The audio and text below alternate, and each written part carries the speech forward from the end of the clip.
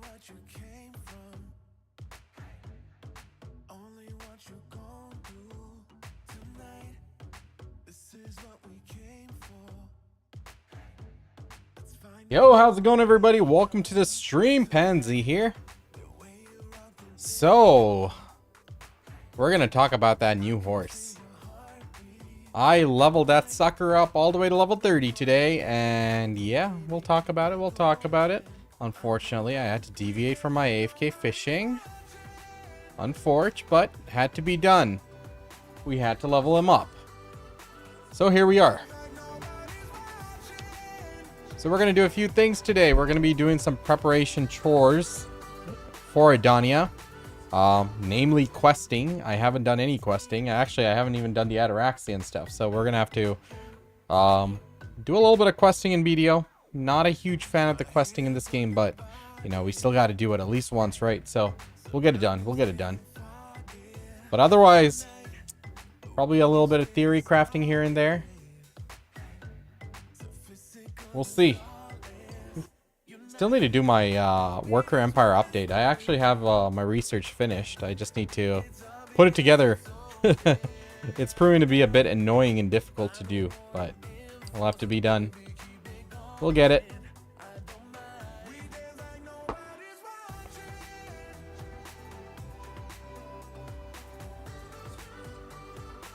What do we got here? Let's see. I already used my seals. That's okay. What else is a weekly thing I didn't do? Aha! Right here. Okay.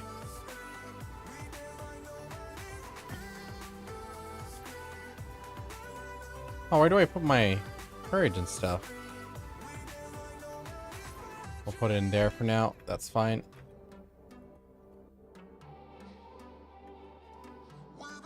Okay, good stuff. Oh, I need to do a farm run. Crap.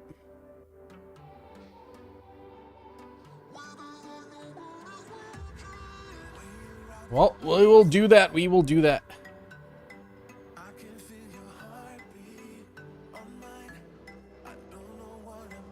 I don't understand why a horse named Krugdalo can't use the Krugdalo Sanctuary. It's the dumbest thing I've heard or seen. Like, it doesn't make any sense. New logins. Nice.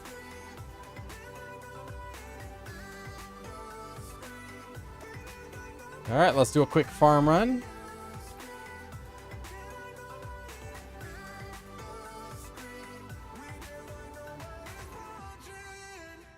Man, made some gains on RuneScape.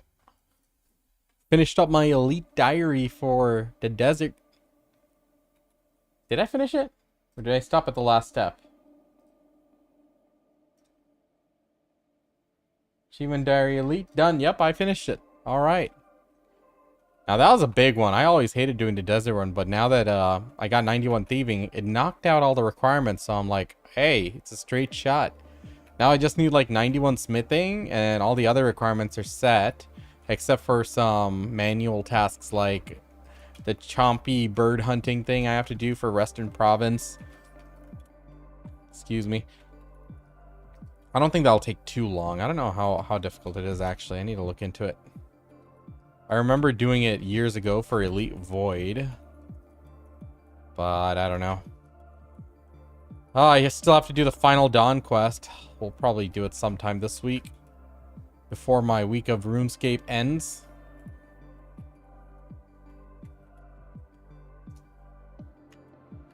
Well, that's okay. That's okay. We gotta do BDO quest today. More importantly. Might actually just go ahead and get started now.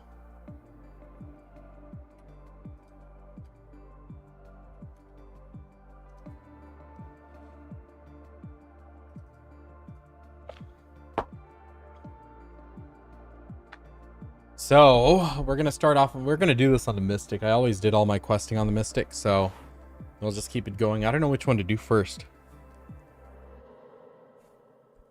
Let me see.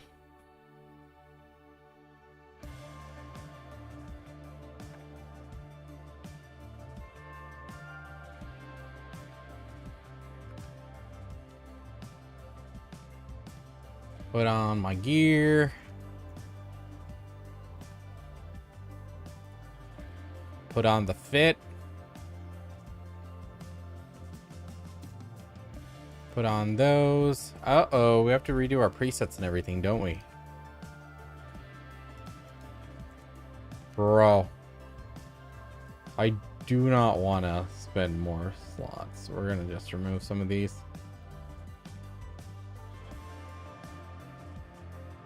What is this? Melee AP, melee AP. I don't know, bro. Okay. Edit presets. Cooking. Cooking. Alright, we'll go ahead and name it. Cooking. Ah, can't do snarky stuff like that. The game's kind of sensitive.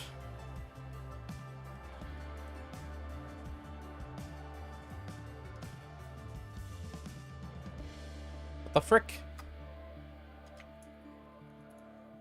Okay, hunting.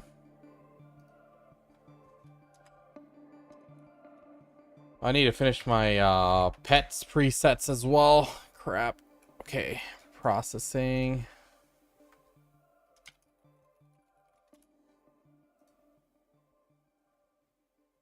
What is this one? I forgot what that is for. Where's my gathering one? Who has my gathering stuff?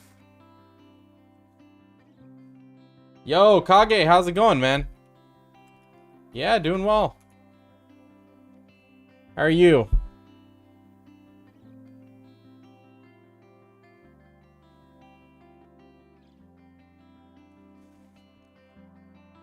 Good stuff.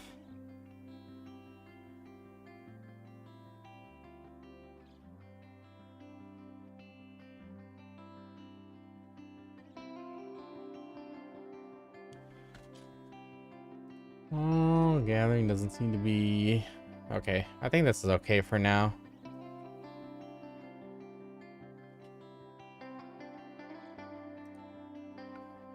You haven't saved? Would you like to save it? Damn right I want to save it. Okay, go to PvE.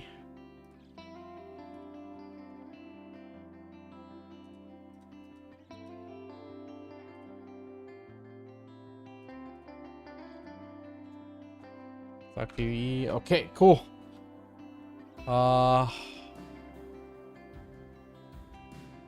Put this away.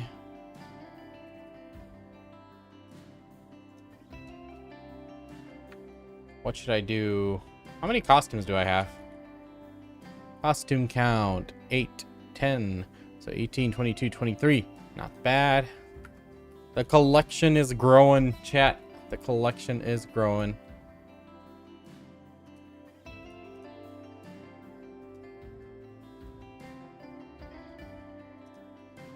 Where's my Twitch?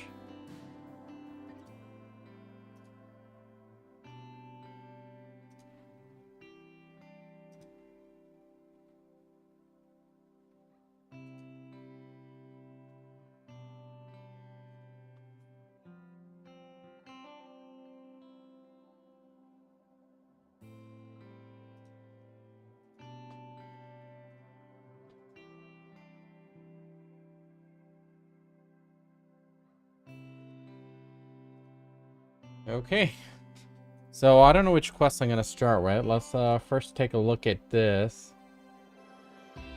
Adonia is here. What is the Ataraxian one? I haven't done that one. 51 Pow, how's it going, man? Welcome. So for the Ataraxian, or did I actually do it? I forget. I don't think I did the new one.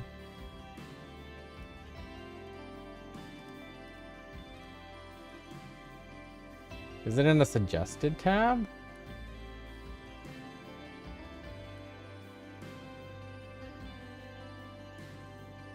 A thorax? I don't know. The structure of Black Spirit, maybe he has something there. Main quest, no. Quest. Suggested.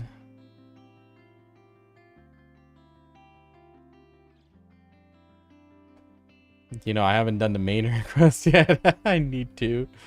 Okay, we'll do that someday. Not today, though. Not today, chat. Okay, I'm not sure. Balos, Lokita, War Roses, Valencia, and Mugi. How do I pick up that quest?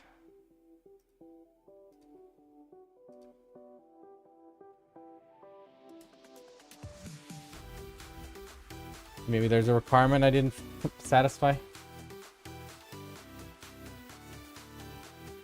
Okay. Oh, I didn't do the Ataraxian. Okay, there is the Ataraxian. Ataraxian.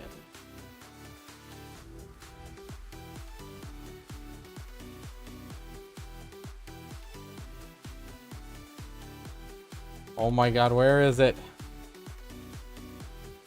Did I actually pick it up? What is all this nonsense stuff? Ataraxian.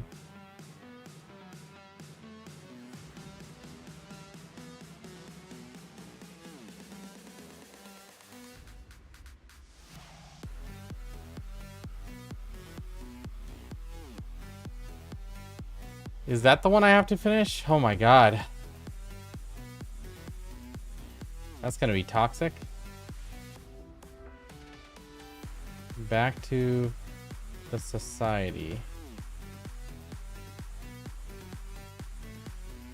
Why is a horse a disappointment? Because I can't put it in the sanctuary. It's called the Krogdalo Sanctuary, and it's Krogdalo the horse.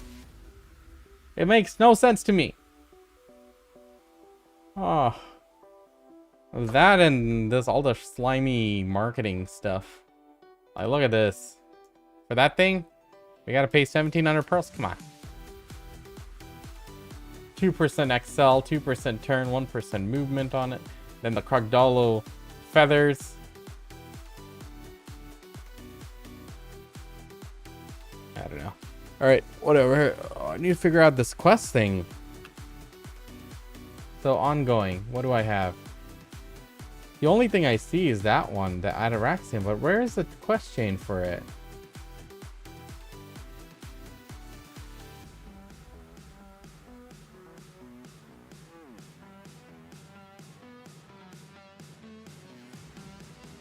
I don't see the quest chain.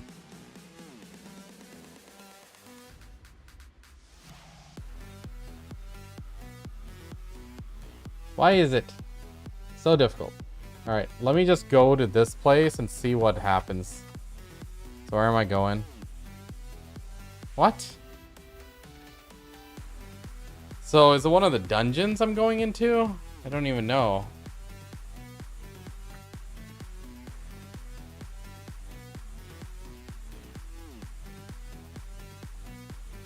We have to figure this out. We have to get to the bottom of this. This is completed. Completion target, Soul Magia. Okay. Let's go. What's the stats? It's very mediocre. I didn't do any resets on it yet. Just did it to level 30 once through.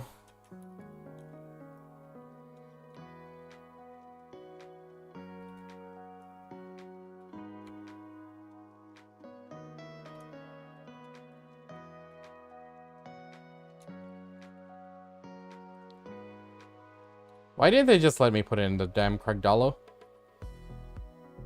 Because the biggest thing about the Krogdalo Sanctuary is I can just move it to all my characters without an issue. Like, it's so easy, seamless. And now we're back to using a regular horse like this. Come on. I mean, it's not that I lost my old horses, so. Bro, I don't even have an A tier stat. It's like B and C. Nah, it did not work out.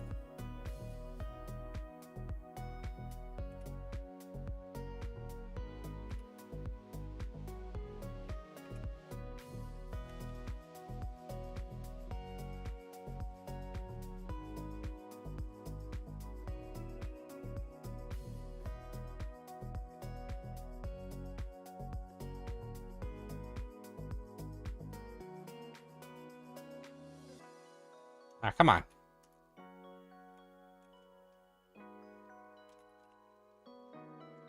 They could have at least made him like a different color, you know? Like something.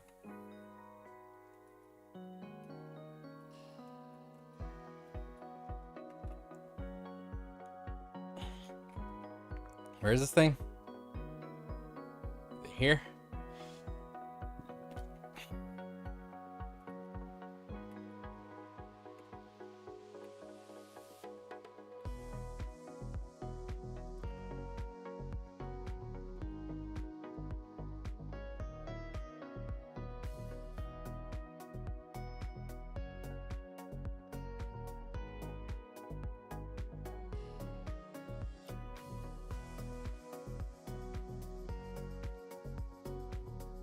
Sorry, how do I do this?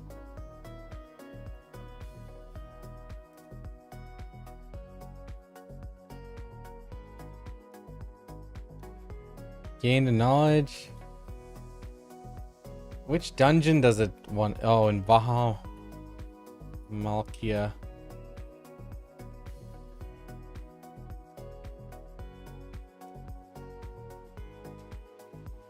Let's see.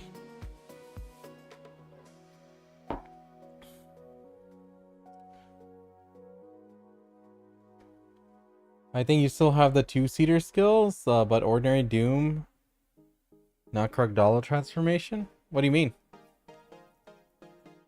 Yeah, the new horse is live. We just got it today.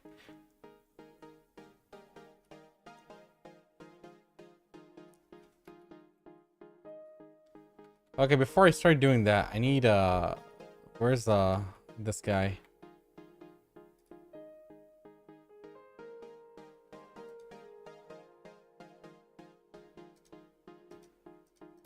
Okay, what's it trying to get me to do? How do I finish this?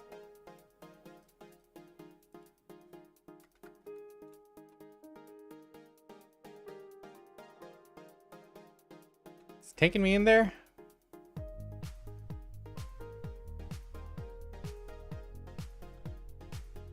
Well, let's go see where it's pointing to. Might be a steep drop off. Damn it, I can't go down this way. I guess it's the main room downstairs. Let me see if I can go in there. But the clones are not Krugdalo? Gotcha. Anthony, how's it going? Can everyone get her, or if you have the 3 horses? If you have the 3 horses.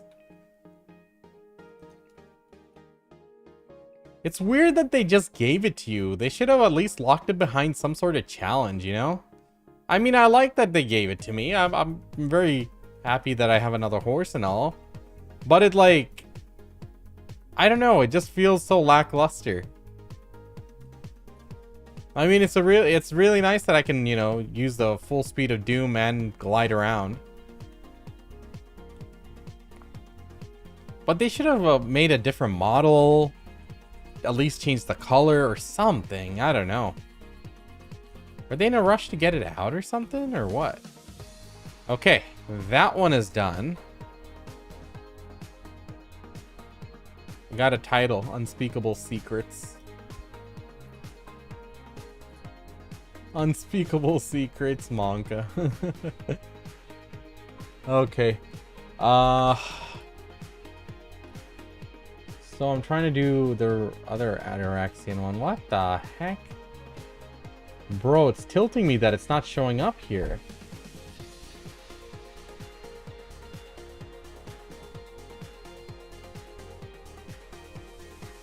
Can I do this now?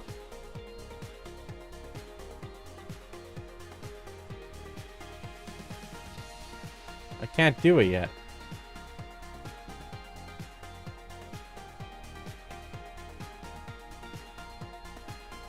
I'm missing some Ataraxian quest.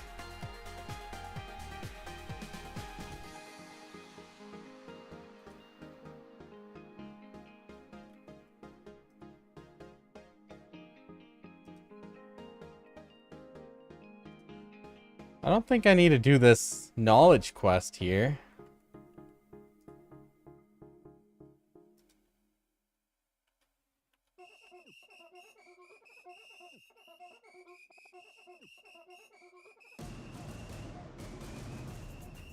I don't think this knowledge quest is the one I'm supposed to be doing. I'm gonna just forfeit that. Is there a teleport thing down here?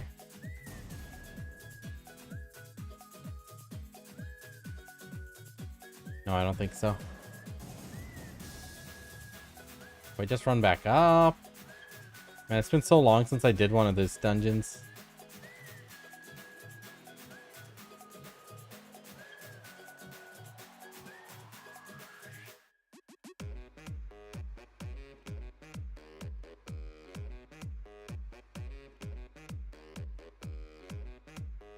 Let's just go back upstairs and see if that NPC's still there.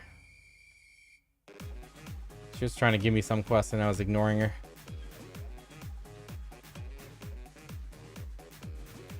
I noticed they nerfed T10 Dean triple jump fall damage, Mac. Use to triple jump off anything and not take any fall damage. Now you gotta use a horse descent skill before hitting the ground. Really?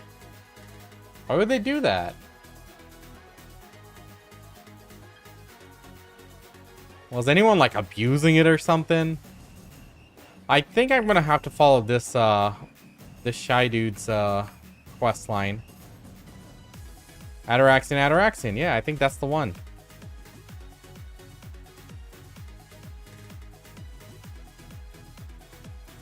Is that? That's Vaha's tower. If I want to do this one, I have to do Ataraxian back to Society Equilibrium. What's annoying me is that it's not showing up. Single quest.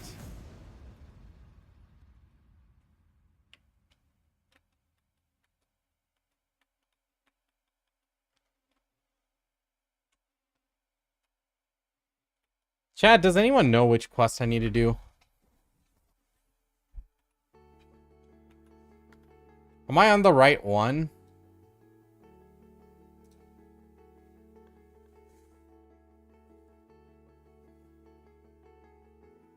To promote getting the new dad horse? I don't know. I named mine the dad horse, by the way. Like, they should have kept the name. Wait, I think I saw it. Oh, it is here. Okay. So which one does it want me to do? Back to Society Equilibrium. So Final Gladios. Can I do this? Ataraxian Thornwood and Dark Goddess.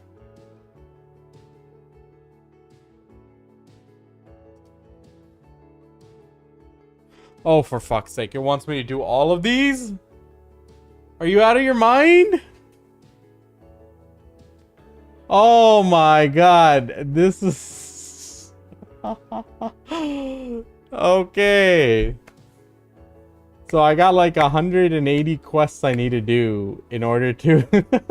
I should have done this years ago. I knew it was going to come and bite me in the ass. Okay, chat. Who's laughing at me? Who's laughing at Pansy? Oh, man. This is stupid. So it looks like in order for me to be able to do the Edania main questline, I have to do these.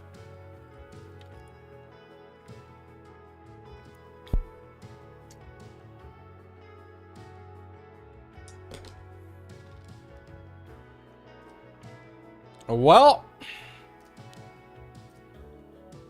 I feel like I've done the quest line here before. I remember going through all of the puzzles and everything and doing a quest. I seriously remember doing that. So I'm like, did they reset something? I don't know.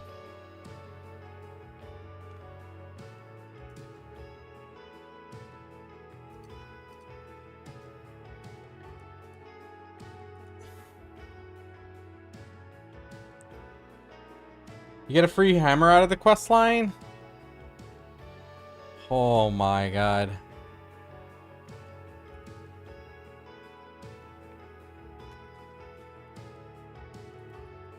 What am I doing?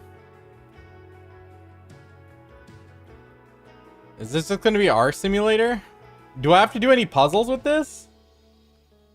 You have to search which one you did it on? Definitely my Mystic. I never quest on anything other than my Mystic for this reason specifically. But we can check the Striker really quick.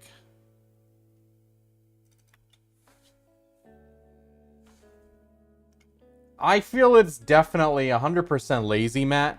They could have changed the character model of the horse. They could have changed the color of it. They could have come up with a better name. I don't know. It's like, they call it Krugdalo, but it can't go into Krugdalo Sanctuary. It makes no sense. You know what I mean?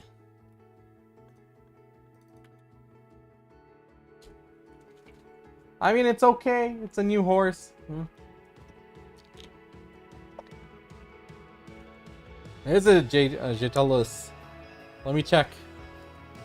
Because the Striker's the only other one that I could have possibly done it on. But I really remember doing it on my Mystic, going through the puzzles and everything.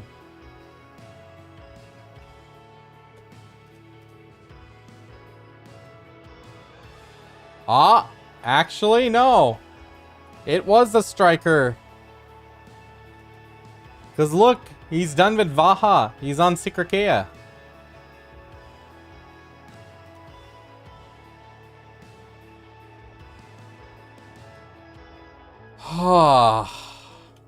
This hurts my head. I don't want to tag the Striker again. Oh, for fuck's sake. I have half a mind of just doing it again on my Mystic.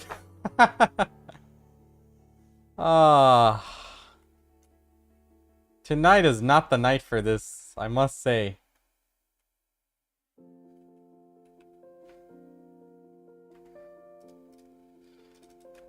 It is not the night for this. Oh, buddy. I want the Voltarion? Dude, I don't do any content that gives me Voltarion pities at all. Like nothing.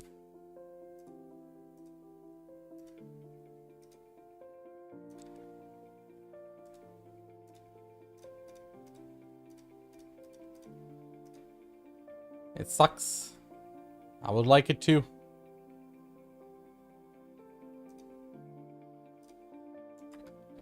I don't know, what do I do, chat?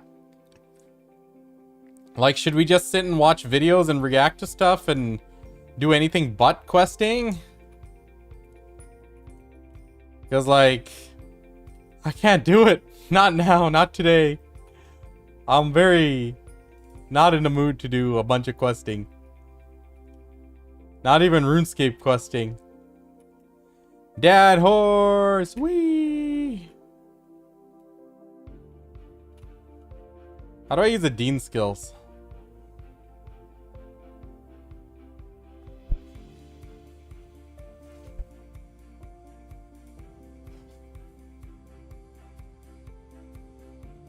Oh, nothing? It just automatically turns up? Let's go find some water.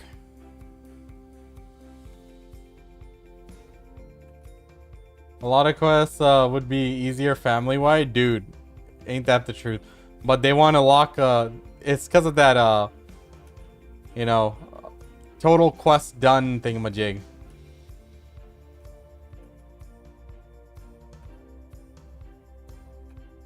Bro, this guy has like no stamina. Look how quick this is depleting.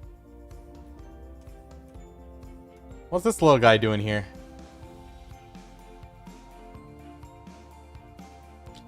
Gathering water, huh? Lazy, lazy, lazy. Caught red-handed. Oh, shit. They're not AFK. Run!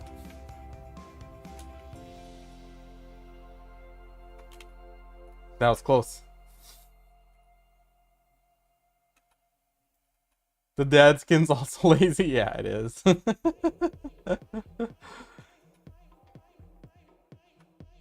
They could have made a new interesting one. Yeah.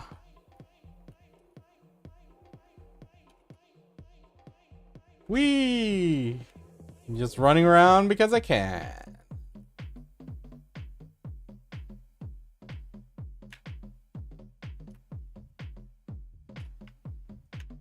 1, 2, 3. Whoa!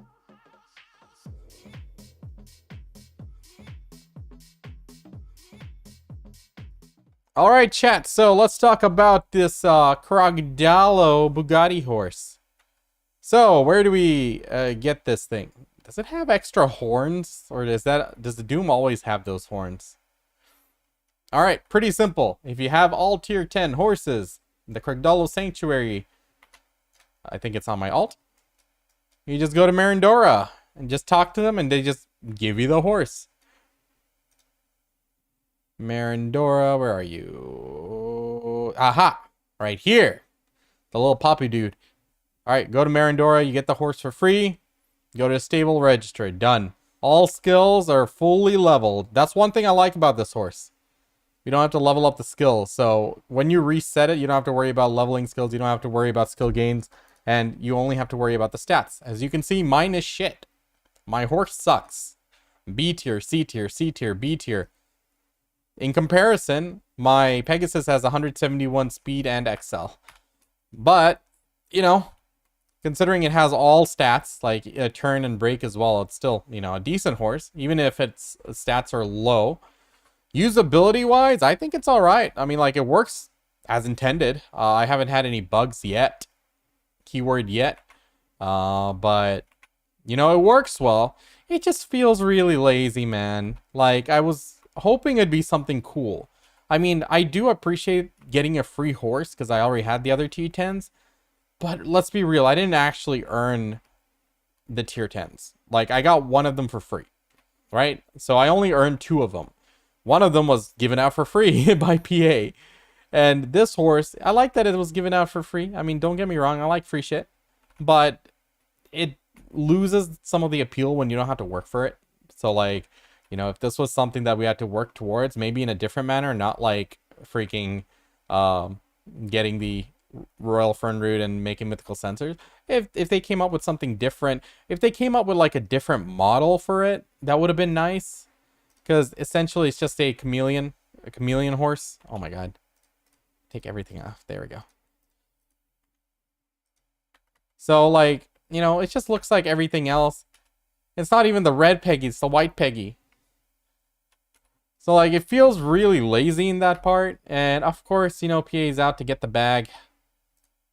Right, you know? Of course they're going to do that. Look, they're selling Crogdalo's feathers. You can buy 3 of these. You know? All of that stuff. Special training pack. Whoa, crazy, isn't it? Let's see the horse costume. Look at this. Honestly, it looks better than the previous horse costumes. Looks better than this crap. Actually, the Dooms is actually pretty cool. Well, which one is the Dean? The Arduanaut. The Arduanaut looks silly. I must say, this just looks silly. But Doom had it better, I'd say. But look at this. Look at this. I don't know. I feel like they could have came up with a better name. They could have came up with a newer model. Like, make it look majestic and godly instead of just the same horses we're used to. Like, something that's like an eye catcher, you know? A head turner. Something that looks awesome. When you fly by, someone's going to be like, damn, what's that? You know, add some particle effects, some glow, some aura. Like, shit, it needs some aura. That's what it doesn't have. And we can't put it in the Crogdalo Sanctuary. Like, it's called Crogdalo. The horse is called Crogdalo. And you have the Crogdalo's Sanctuary. You would think Crogdalo goes in the Crogdalo Sanctuary. It does not. Therefore, we named our horse Dad Horse. They should have left it at Dad. Don't get me wrong. I'm not like full-on dooming here. I think the horse works as intended. It's nice. It feels cool to be able to go, you know, at a giga speed. You know, handle all terrains. I think it's like a decent horse. It's pretty good. Like, I haven't had any bugs. I haven't had any jankiness yet. I don't know if chat, you guys have felt that, but yeah, like, exactly, Gertis. Like, rainbows, like, you know, particle effects just flying off, some aura, some prismatic glow to it, you know? That would have been cool. Anyway, that's my thoughts on the Krugdalo Sanctuary, or sorry, Krugdalo horse. The dad horse. I'm sorry if I feel a bit salty. I'm just disappointed they could have done... It's like, this is like low-hanging fruit. How hard is it to get a new horse model? A few new animations, some particle effects. I think it would have went a long way in terms of quality if they did that. Like, it works. I mean, that's all I can say. It works. I haven't had any bugs, and it's been pretty seamless. So, you know, good for them. I mean, for not releasing anything broken. But honestly, I feel like they could have done something a lot better with this. And, like, think about it. They want money, right? Imagine you have the Krugdalo horse, and and that horse is special. Imagine that you can buy like an entire new skin for the horse, not just armor, not just a costume for it, but an entire new skin. Imagine one is like a yellow fiery horse with fiery flaming wings, you know, and has like a complete new animation. Like when you do the instant axle, it leaves like a path of fire on the ground for a little bit. That's a lot better looking than the Dooms. Like, they could have done something, and then we would have probably paid money for that. No power, no stats, just cool. I think people would have been okay with that. I don't know. I think they should have done a little bit more. Avatar of the Celestial King of the Horses should be very cool. Exactly. Make it purple vibrance, or maybe neon colored. Dude, that'd be cool. I'm down for that. But this is just the same horses, you know? I never realized a Doom had horns like that, though. It's okay. It's okay. So, chat, here's what we're going to do. I initially wanted to do some quests, but it turns out that I need to do, like, a lot of quests. So, I'm going to be, like, slow burning these offline. So, we'll have to get Striker tagged back up, and the Striker's going to have to do it, because he's... Actually, no, you know what? I'll do the Vamalkia questline on my Mystic. It's only 29 quests, right? It shouldn't be that hard. I might just do it on the Mystic, because I like questing on my Mystic. I don't like questing on other characters. We'll see. But I have to do all of these, right? And then go into all of these in order to do it. So, unfortunately, we've ignored this too long, and now it's like kicking us in the ass, but we'll have to do it. We'll do it. So, where should I grind? Chat, any suggestions? I got Mystic, I got Witch. What do you guys want to see? You guys want help falling asleep? We can take the Witch to Dokubi Forest. You guys want to do something else? Let me know. It doesn't feel any special. That's exactly it, Mario. We didn't have to work hard for this. It's just the same horses just mashed together. It could have been a lot better. It could have been a lot better, man. Robot 2.5 bill? What? Robot what?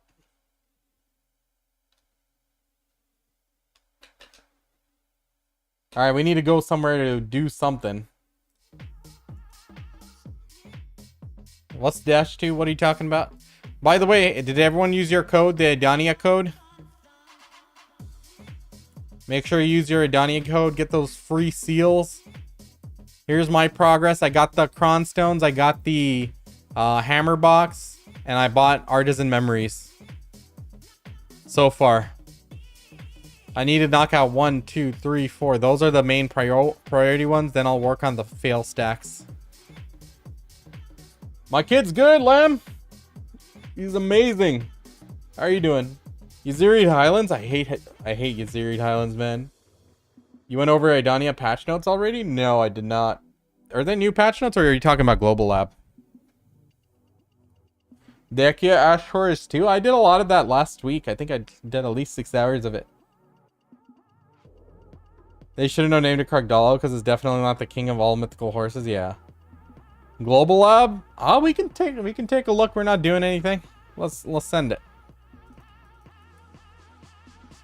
Is it on Video Foundry, or do I have to go to the website?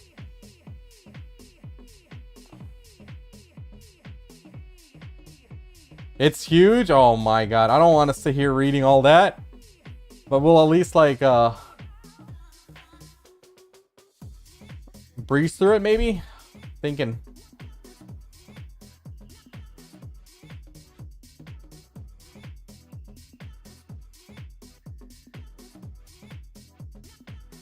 Foundry? Okay. Cool, we'll do.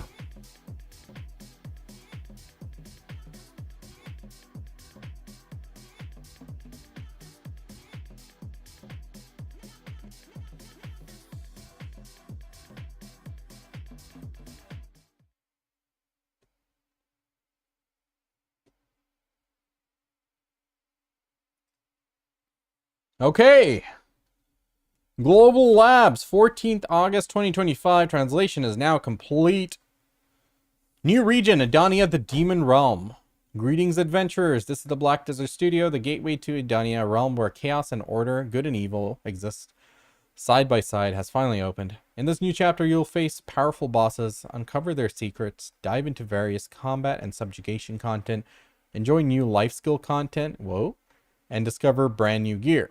We've crafted this update to let you experience Black Desert's magic all over again. This time, you'll have a chance to shape history yourself with the journey to Throne of Edania. Claiming one of the 5 thrones could make you a wise ruler or a ruthless overlord, but this path isn't for everyone. You'll need to defeat bosses guarding each throne, so make sure you're ready for the challenge. As always, a world of Black Desert comes alive with your stories. We hope you'll become a beacon of hope in Edania, restore order, write a new chapter in our shared history. Many of you asked about Monster Zone profits and Cronstone prices after the release of Edania. To be clear, there won't be any Cronstone price changes for now. Keyword for now. At this stage, we want to help adventurers enjoy Adonia. Think of it as building more ladders for everyone. For now, our focus is to make things more accessible and fun, especially with the ongoing combat and Monster Zone updates. If adjustments are needed in the future, we'll let you know when the time comes. Finally, we're committed to making this first Adonia update and the second one coming September 10th the best they can be. Enjoy your adventure in Adonia. Thank you. So, alright, we're good for now. No Cronstone price hikes yet, but they said for now. So that could be in a few months. We'll see. I got the dad horse pay to win. God damn it, Halfie. Why are you encouraging them with the slop? They could have made the horse look cooler. They could have added a new outfit, or not an outfit, a new skin. Make it completely different. I don't know. They could have done a lot more with it. I just feel like it was a bit lackluster.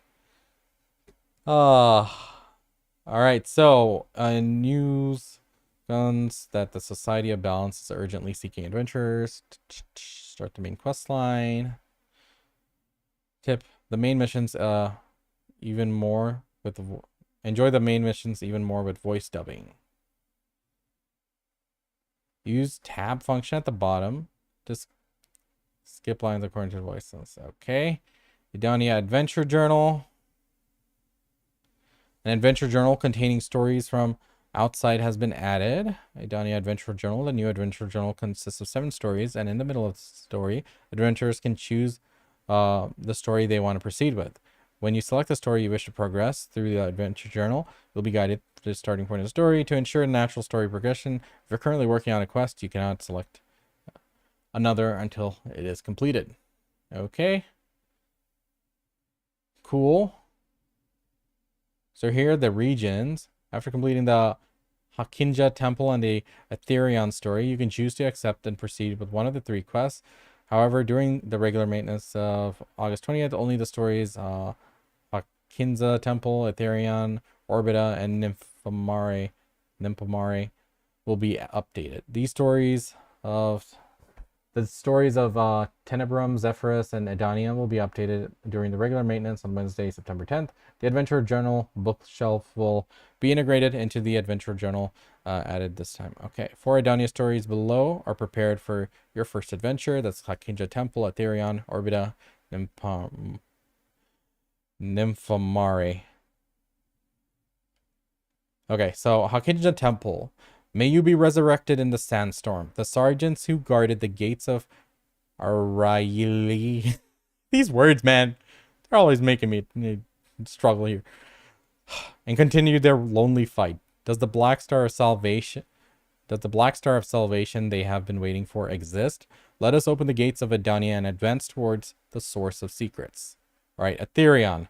I'll be looking forward to the end of our relationships there. Jordan. Well, where does this hatred end? Is it Jordan or Jordine? Beneath the cold, frozen sky, the stage opened its curtain. The long-standing feud is now coming to an end. Orbita, a fated wilderness where everything holds its breath. An unknown wave of power is detected there, a huge divine power that can only be seen as an artificial phenomenon. Where on earth did this wave come from? Nymphomare, a strange disease is spreading among the lower classes. They say your body will stiffen and the extremities will turn into stone. What they have in common is that they explored the realm of the wall sea, Nymphomare. Are you saying that the extinct mermaids left a curse on this land? No, I think I'll go with this one. Probably Aetherion or Orbita. I think those two are the more interesting ones. Oh, okay. Abyssal Well? Okay, nice. Through the Abyssal Well vessels of Magnus, you can travel to Adonia from other realms. We meet the following conditions. You can use the Abyssal Well and acquire knowledge of the Abyssal Well. Conditions for the well. Use the Abyssal Well region transfer. Possession of knowledge. Adonia Hakinja Temple. Okay. Cool. Boss subjugation. Even better with the outfit. It's a pretty cool outfit, I guess. But the horse, it disappointed me, man. It should have been cooler looking. Through the Adonia boss subjugation, you'll finally come face to face with the legendary foes you've only heard about in tales. Prepare to storm massive, overwhelming castles and confront the mighty bosses who defend them. All as you journey towards the ultimate destination. This update brings Jordine, Rizalka, and Enslar, each standing guard over their own fortress. Conquer Adonia's bosses to earn the Adana Rising tokens, unlocking your chance to compete for the throne of Adana, the top-tier PvP arena for elite adventurers. However, to ensure that the boss subjugation does not feel like an excessive chore for adventurers, we made it so that after accepting the weekly quest, you can only challenge one castle boss per week. So step through the doors of Alayli, take down the demon lords in their castle, and help defend the world of Black Desert once more. We didn't want to make it a chore, so we're gonna restrict how much of the content you can do. I'm like, that works, I guess. What the fuck? 385 ain't happening. Okay, so conditions for entering the Adonia Castle boss subjugation: Aetherion Castle, Jordan. Attack power 350 or more, defense 427. I qualify for that one at least. Then Nymphomare Rizalka, attack power 375 or more, or defense of 440 or higher. And oh, it's either or? Oh, okay. Interesting. Orbita Castle, Enslar, attack power 385 or more, defense 445 or higher. Okay, if it's either or, that makes it. What's up, Lemon?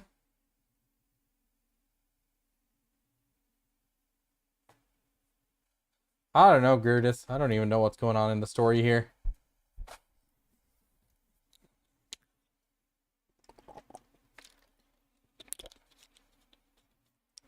Alright, let's just see what's next here. Adana's Throne, new PvP mode. Not something I can do. Alright, let's see what it's about. Battle free-for-all. Duels inside each boss castle. Only the strongest will earn the title Adana and rule their domain. Every castle in Adonia crowns only the most skilled. To keep your throne, you'll have to defend it against challenges every week. Fail to hold your ground, and new Adana will rise in your place. Fight for honor, power, and glory in the throne of Adana, and experience the sweet taste of victory. When you defeat the bosses each week, you'll be granted the right to become Adana and govern each region. The selected Adana will be challenged by other adventurers every Sunday, and new Adana will be determined through a showdown with the challenger adventurer. Adventurers who are ultimately selected and ascend to the throne of Adana will be granted privileges and rewards. Where's the rewards?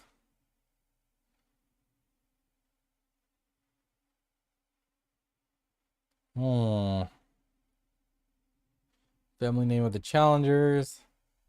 Oh man, it's just a free-for-all fight. Just duke it out. That's cool, I guess.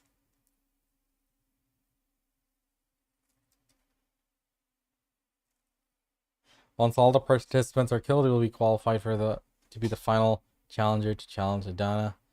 All candidates will be wait at the designated location until 2030. Okay, and then they have to fight and one win. So here's the perks. No decrease in karma? Oh no. They can just go ham then.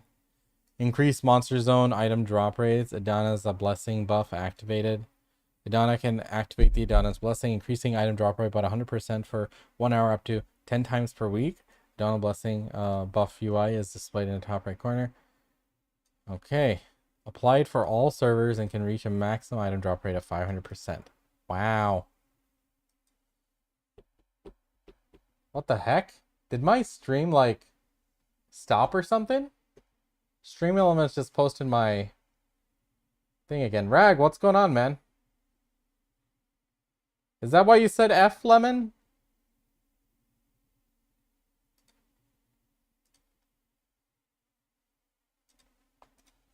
What the heck? Why is my viewership like nothing? It was down for like 3 minutes. Oh my god. So ridiculous. Ah, so bad.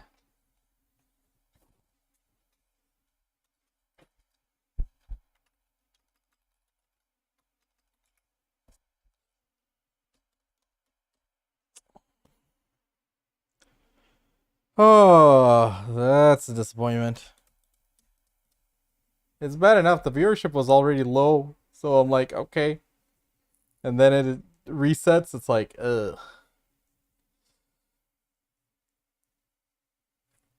That's rough, man. I don't know what to do. No, I didn't lose internet or anything. I was just here yapping on my own. I think it's Restream. Might be something with Restream.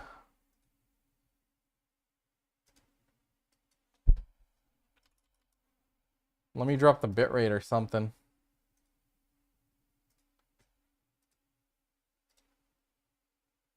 I don't know what to do, man. This is rough.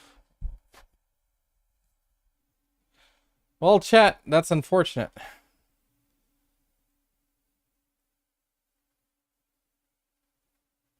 Monsters, zones, and monsters. Jordine's Realm, Blue Eve. So this is Jordine's area. Recommended attack power. Yo, Rag, coming in with the tier 1, man. I appreciate you, my dude. You didn't have to do that. Sheesh. Quality over quantity. I hear you, bro. I appreciate the support, my dude.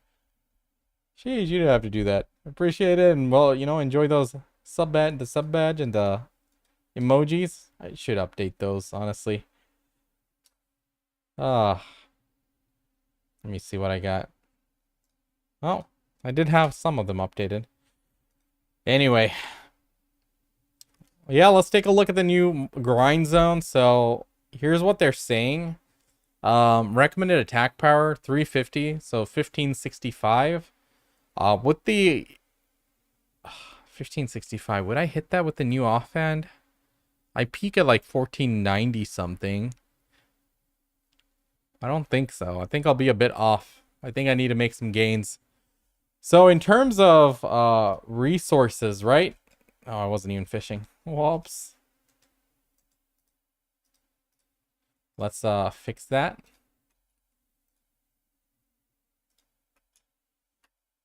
So in terms of resources I have prepared, I got 23 costumes here. I got almost 20,000 cron stones. And then we have more cron stones coming in here. Right? What is this? 10,000? And then I have that whole bunch of pay-to-win boxes I bought a long time ago and I just never opened. It's on one of my characters. Is it on this one? Nope. It's somewhere. I don't even know where they are. They're there somewhere. I promise that. So all in all, I'm sure I'll have over 100,000 something crown stones, maybe 150. I don't know how many you get out of those boxes. But, yep, there they are. Oh, you want to spend it all on the Sovereign offhand? No. I'm not stacked, bro. There's some people with like 1,000,000 crown stones, like hundreds of thousands. I'm not there. But, you know, we will enhance the offhand as long as it makes sense. We're going to have to do the math on it. We're going to have to see the cost per AP benefit and cost per stat benefit. And we'll have to just, you know, take it step by step. I wish Garmod.com would update already with it. Then I could start doing that now. But, you know, whenever it updates, we'll sit down. We'll figure it out. I do think I'll make some gains. I just don't know how much. I know, like, I'm, like, on the path to pity my earrings. It's like 11 out of 20. For my Oct rings, I pitied one, 20 out of 20, and then I one-tapped the next one immediately after. Garmoth is updated? What the heck? When? That's crazy. Hold on. That's more important than the patch notes.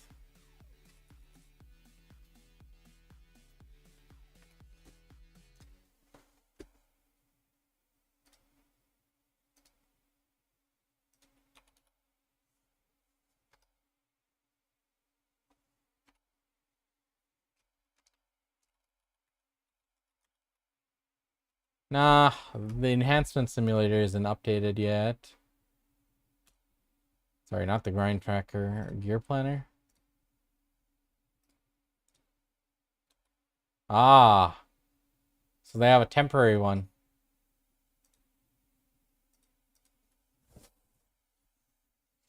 Wow. I didn't realize the number was going to go that high. You guys see that? From 346 and the base is going to go all the way up to 360. And if I can get it to pen, 365. Wait a minute. No DP yet? When does the DP start? The last few levels. Aw, man. Okay. So it's just going to be AP in the beginning. Devils crash into the dirt. So I guess this is where we're going to be at. Oh, they got the Adonia one. Okay, so base is just going to be the same as Tet. Then it's just 1, 2, 3, 4. Oh, man. Okay.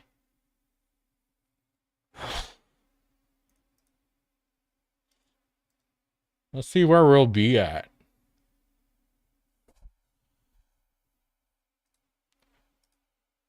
Let's just turn all of these into bases here. I like the little drawing here. That's funny.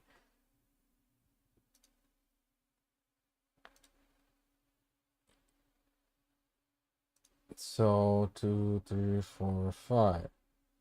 We might not even go all the way up to pen then. It would depend on the cost of this. I'm assuming it's gonna cost the same as the other sovereigns, right? That's generally how it goes, right?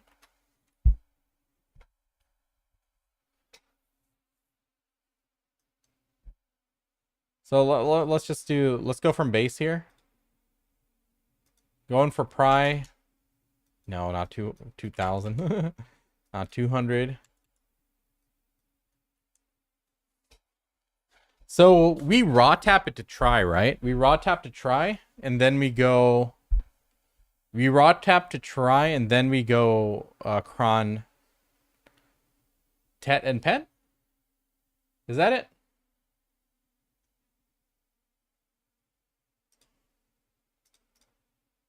So we're at try.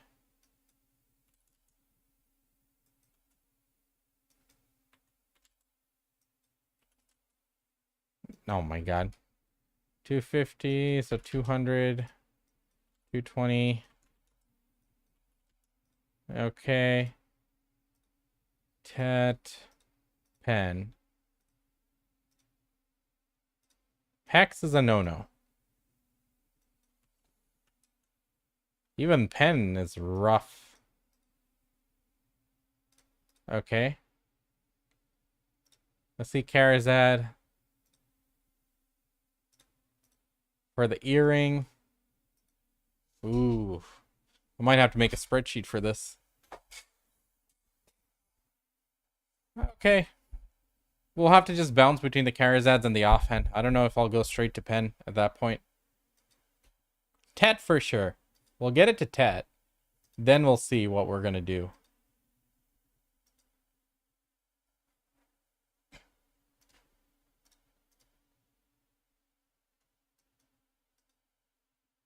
Okay.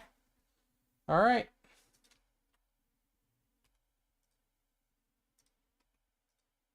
So new grind spot here. Wow.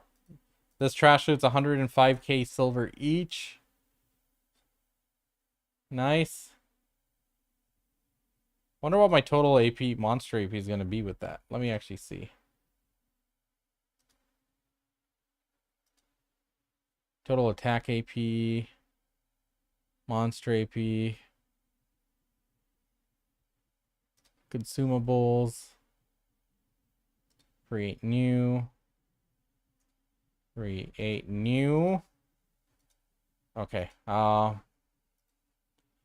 Yeah. Villa buff. Where's the church buffs? Church buffs.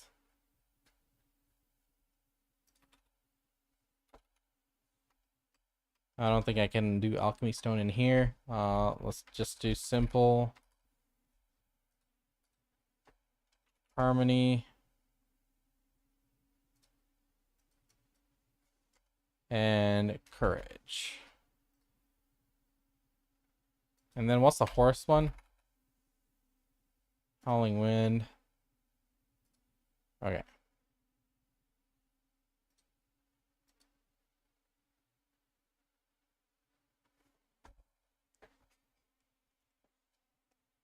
I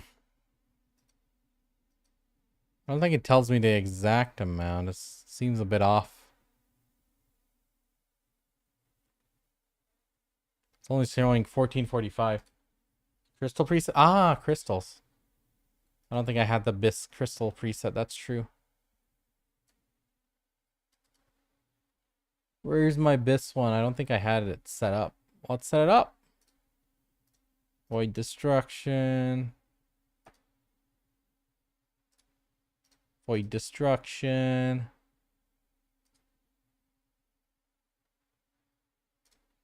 Do one of that. Void Acrad, Void Acrad. Save that. Jin. All the way. Swiftness. Okay. So this is my current crystal set. Okay. There we go. So 1583. So we do qualify. Barely. We barely qualify here. So that's without the add-on. So how much does the add-on add? 20? Like, not the add-on.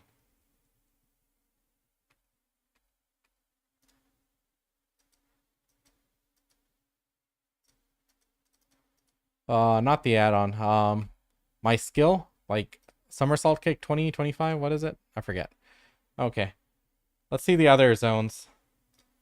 What are the other zones looking like? So these will drop Bond Crystal of Destruction. What do these do? Did they tell us?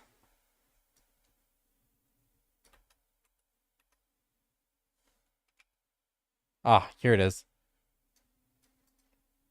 Wow. Adonia race damage plus 15 reduces monster damage. Adonia race damage plus 30. Adonia race additional damage plus 45. Adonia race damage 60. Dang. That's cray. Good stuff. Okay. So it drops Debos. It drops all those. Oh my god. Good stuff. The racism buffs. No, don't say it like that. Oh, buddy. Oh, man. That's crazy. Okay. So titles, whatever. Oh my god, these guys again. So 1660 to fight these. Alright. Cool. And then the Enslars. Damn, these guys look badass. Look at them. 1770. So what is this? The Adonia gear? Oh, sorry.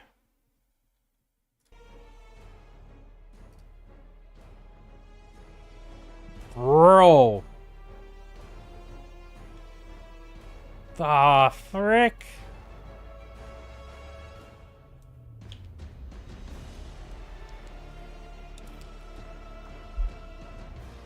Holy cow. That's aura.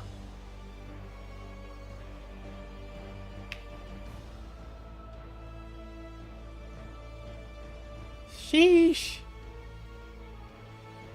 Imagine they let us dye that particle effect, that red glow, into whatever glow we wanted. Very nice.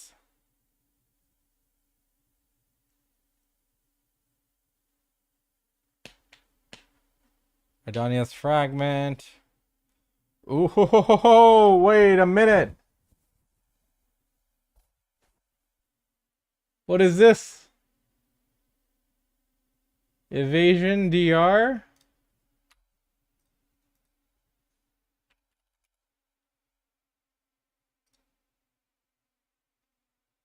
$53 DR? 102 evasion? 54, 103. They're combined. There we go. What will this do to our builds? What will this do to PvP? Oh shit. I should have bought the boots first instead of the chest. I went for the fit. The fit is the more important part, but still. I guess our full focus now has to be to get these items, man. Damn. So after I get my... We might actually have to tap them. Shit.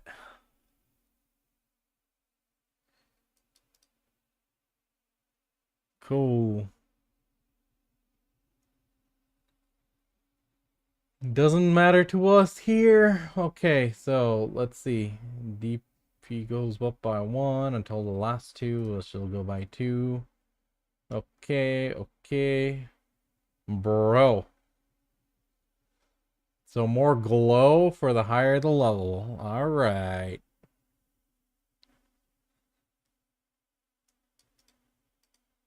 You can proceed with the quest to obtain a costume with the same appearance. What? Nice. Slumbering Origin Armor Enhancement Protection. Crystal of Origin. Adonia defense gear newly introduced in Adonia requires Wailing Slumbering Origin defense gear as crafting material. So to set foot in Adonia, you'll need to have a Wailing Slumbering Origin gear first. We know that reaching this point takes a lot of time and effort, and we worried that the Adonia might feel out of reach for those who haven't met the requirements yet. To help, we're adding new enhancement protection items to make enhancing Slumbering Origin gear a bit easier. You can get basic protection items from existing content. They're designed to help you grow and progress. Stronger protection items drop in Adonia's monster zones and can be traded on the central market. We've set these prices carefully so they correctly reflect the value of Slumbering Origin gear and Cron stones. So those already in Adonia, these items offer extra monster zone profit. For everyone else, they'll be handy. They're a handy way to get ready for the new region. An item called the Primordial Crystal, which prevents the enhancement level from decreasing when enhancing the ancient grade defense gears gear fails, has been added. Distorted Silent Primordial Crystal and Silent Primordial Fragment items can be traded to the marketplace. The Desperate Primordial Crystal cannot be listed on the marketplace, but can be sold to NPC vendors selling for 10 million silver. If you fail to enhance through the ancient anvil value will be accumulated.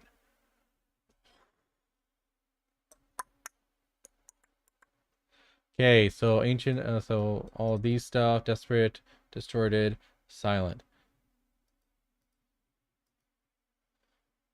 So desperate used to enhance desperate, distorted, slumbering, defense gear, distorted to silent, distorted primordial crystals to enhance distorted to silent, silent primordial crystals to enhance silent wailing.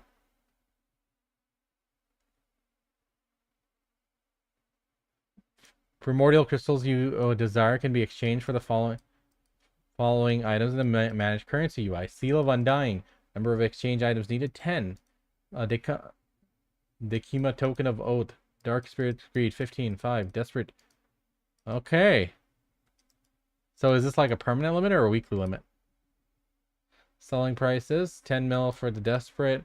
Central Market lower limit and upper limit for Distorted 5 bill to 6 bill. Silent 6.5 to 7.5. Desperate. Sorry, what is this? Desperate Fragments. Okay, sorry. 7.5 bill.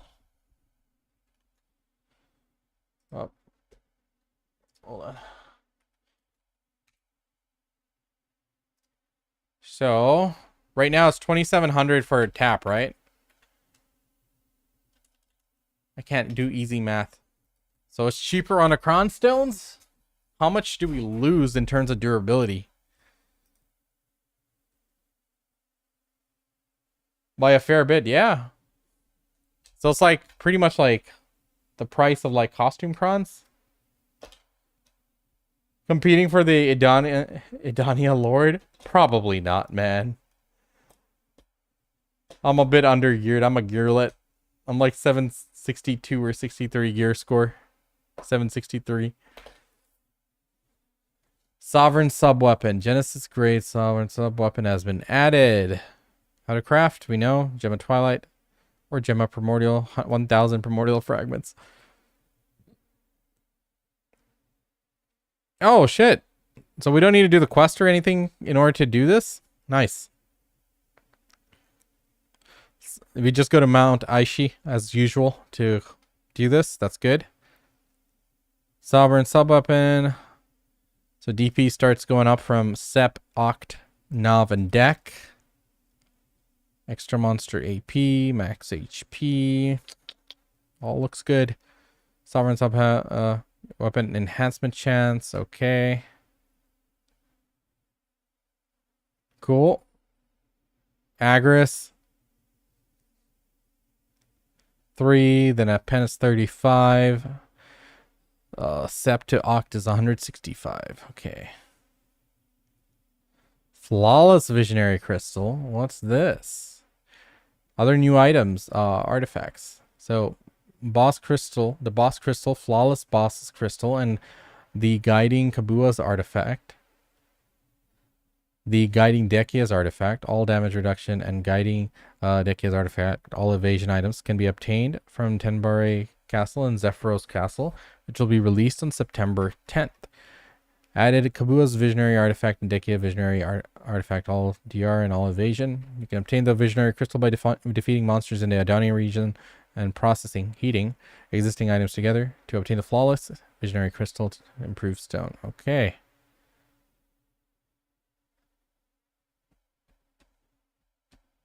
So Kabua's Visionary Artifact. Improve additional effect. So we'll get an additional 3 AP, 5 monster DR, and 250 HP. For the Dekia artifacts, all AP plus 6 and HP plus 250. Wow, okay.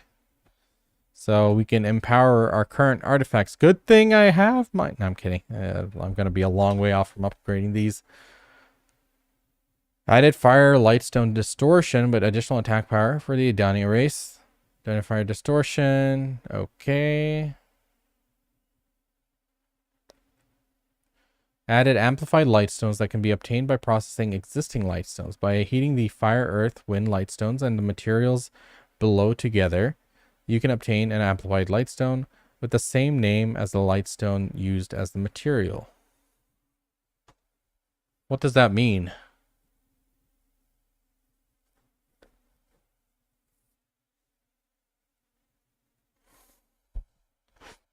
Item name, materials. So what does this do? What does the amplification do?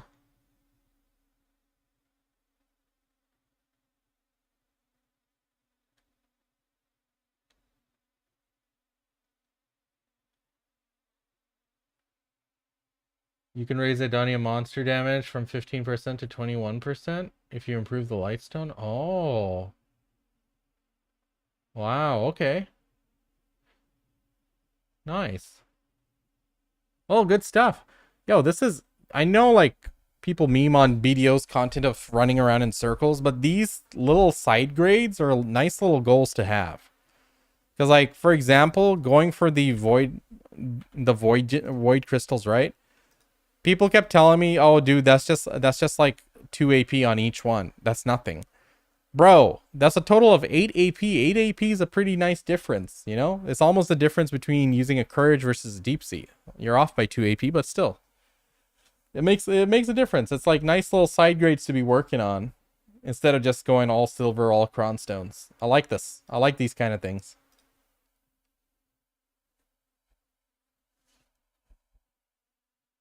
Amplified. Okay, so amplified fury goes to 4 attack power from 2.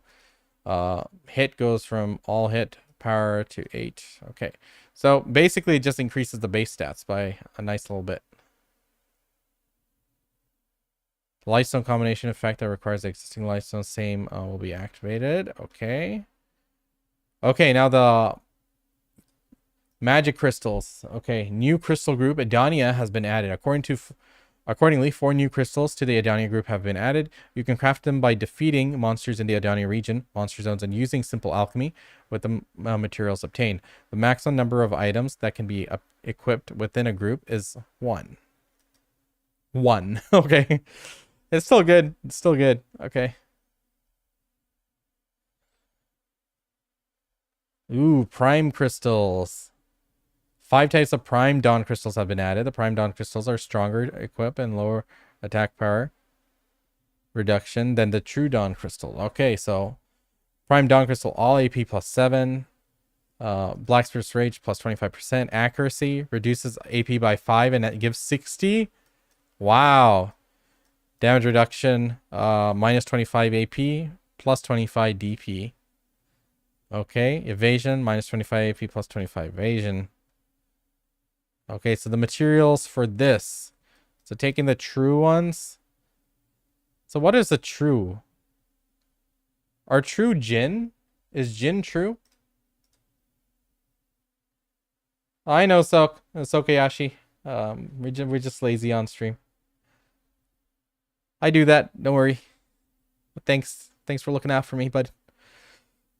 Okay, so they're just Jins. So then you put crystallized auras of the end, and then you empower them. Okay, cool. I like it. Where do we get these crystallized auras?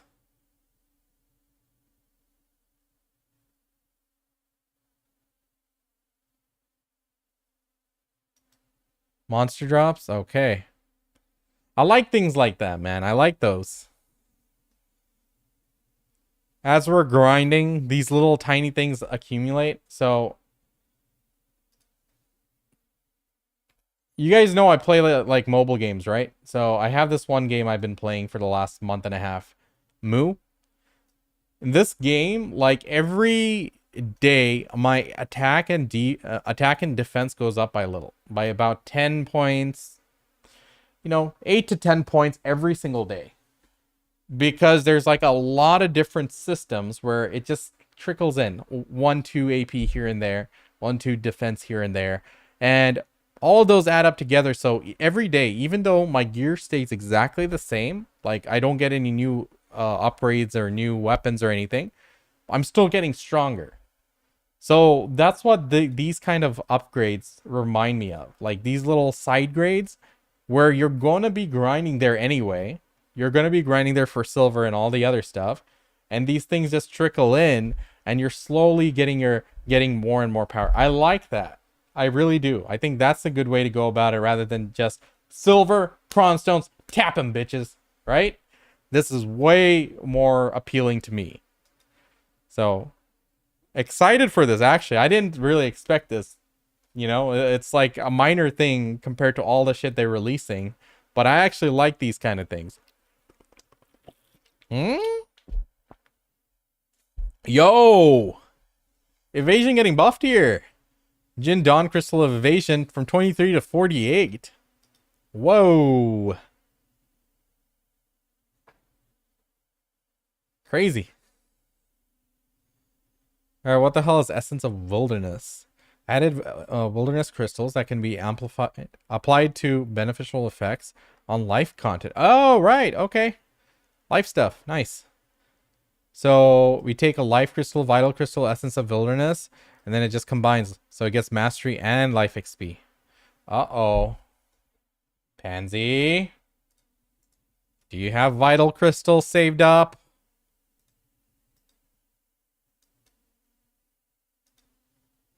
Pansy. Pansy. Pansy. Those are harmonies. Uh-oh.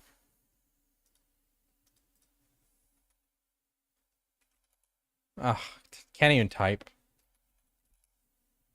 Uh-oh. What, how do we make this? Sorry. What's the other one? Life crystal. How do we craft these again? I forgot.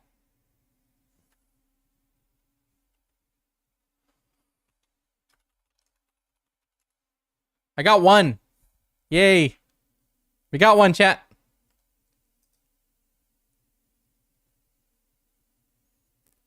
What is the item you you use to craft this you get from sniper hunting?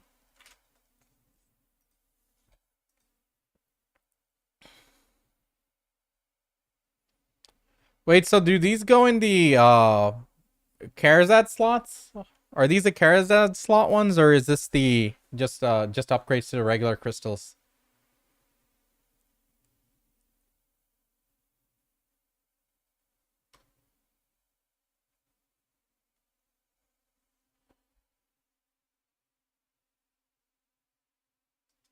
Crystal presets? What about the ones that'll be added to pre-owns? What's the deal with that? Chat, what is that item that we use to craft those? I forgot. Forgot what it's called. Where's my ranger?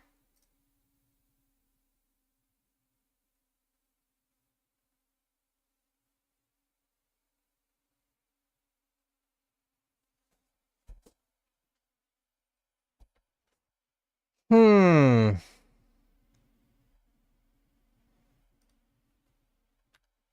What is that item called? These forest crystals. It was right there. Okay, so we got 3. Uh-oh. And those aren't tradable.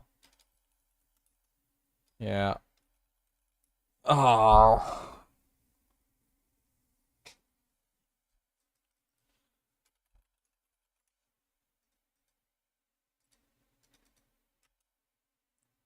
Yeah. You know, the FOMO's killing me, but I'm gonna have to resist, is what it is. Elixir, draft, and perfume. New drafts and elixirs have been added with additional attack power to Adonia race. Nice. Elixir of Harmony Adonia. Awesome. Cool. 2 Sinner's Blood. 4 Traces of Nature. Traces of Nature, big up! Let's go. They're gonna, my new Worker Empire is gonna have a lot of Trace of Natures. So very good. Perfume of Desire. Perfume of Perseverance.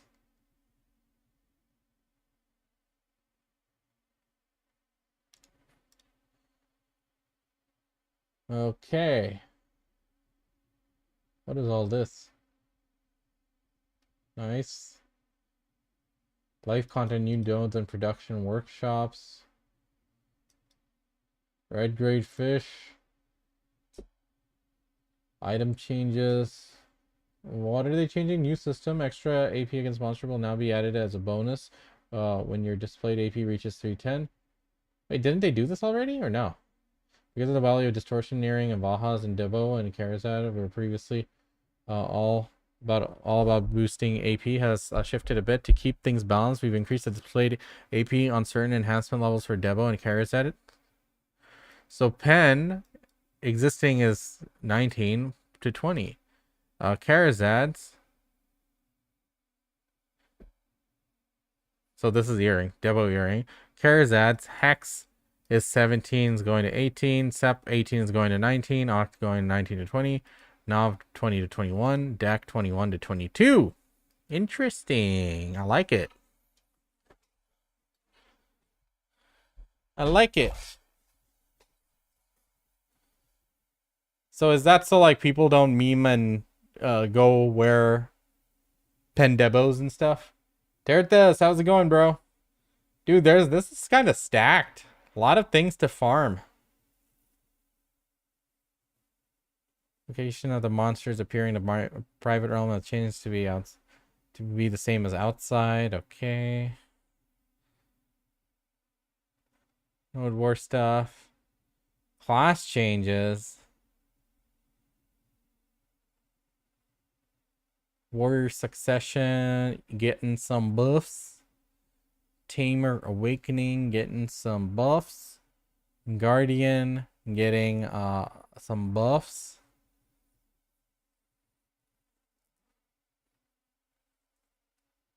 Succession getting beefy buffs. Awakening. Yep, getting some buffs. Draconia getting the buffs. Wusa awakening. Some changes. Still going for disto until you change to Nav Karazad? Really? Alright, Scholar getting some buffs. Dosa getting some buffs. Wu Kang getting some buffs. Y'all like my coverage here? Fucking hell. No striker or mystic mention here at all. Absolute racist. Classist, sorry. Oh, but still no bomb or magnet skill. Do you see how Adonia Castle PvP works? Yeah, it looks pretty cool. Unfortunately, I'm a gearlet. Unless we go into some meme build and somehow survive and do something. Chat. That's something, okay? That was a stacked patch notes. I like it. So, as I was saying, you know, for those of you who just joined in, like, I like that there's these tiny little side grades that give you like a little bit of power. Because altogether, you know, it gives you like constant progression for a little while. At least a little bit, you know, progression. Step by step, you know. Little single digits here and there to make you stronger. Grind, this PvP zone? Yeah. And the Lord is going to have like no negative karma, so you can go around and just slaughter people if you wanted. So we'll have to see how that plays out. All right. Raid incoming. What the heck? Who, what, when, where, why, rag? Dude, I am actually kind of more hyped than before. Not gonna lie. I am definitely a little bit more hyped for this. So it's not just all me going and getting my sovereign and doing a little bit this and that. If the drop rates are good for those little side grades, I'm actually gonna be a bit more motivated. Yeah, it's a huge patch. You need to be more vigilant, always grinding in Adonia region. You know why the sealed crystals are going up? Yeah, I think it's because of the new, you mean the light stones? You mean light stones, right?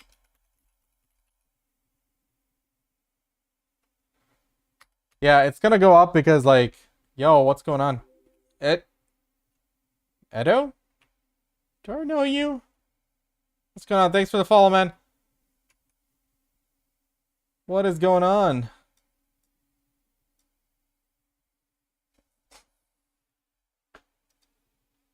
Incoming? Who's coming? Who did what? Where? Why? Ow.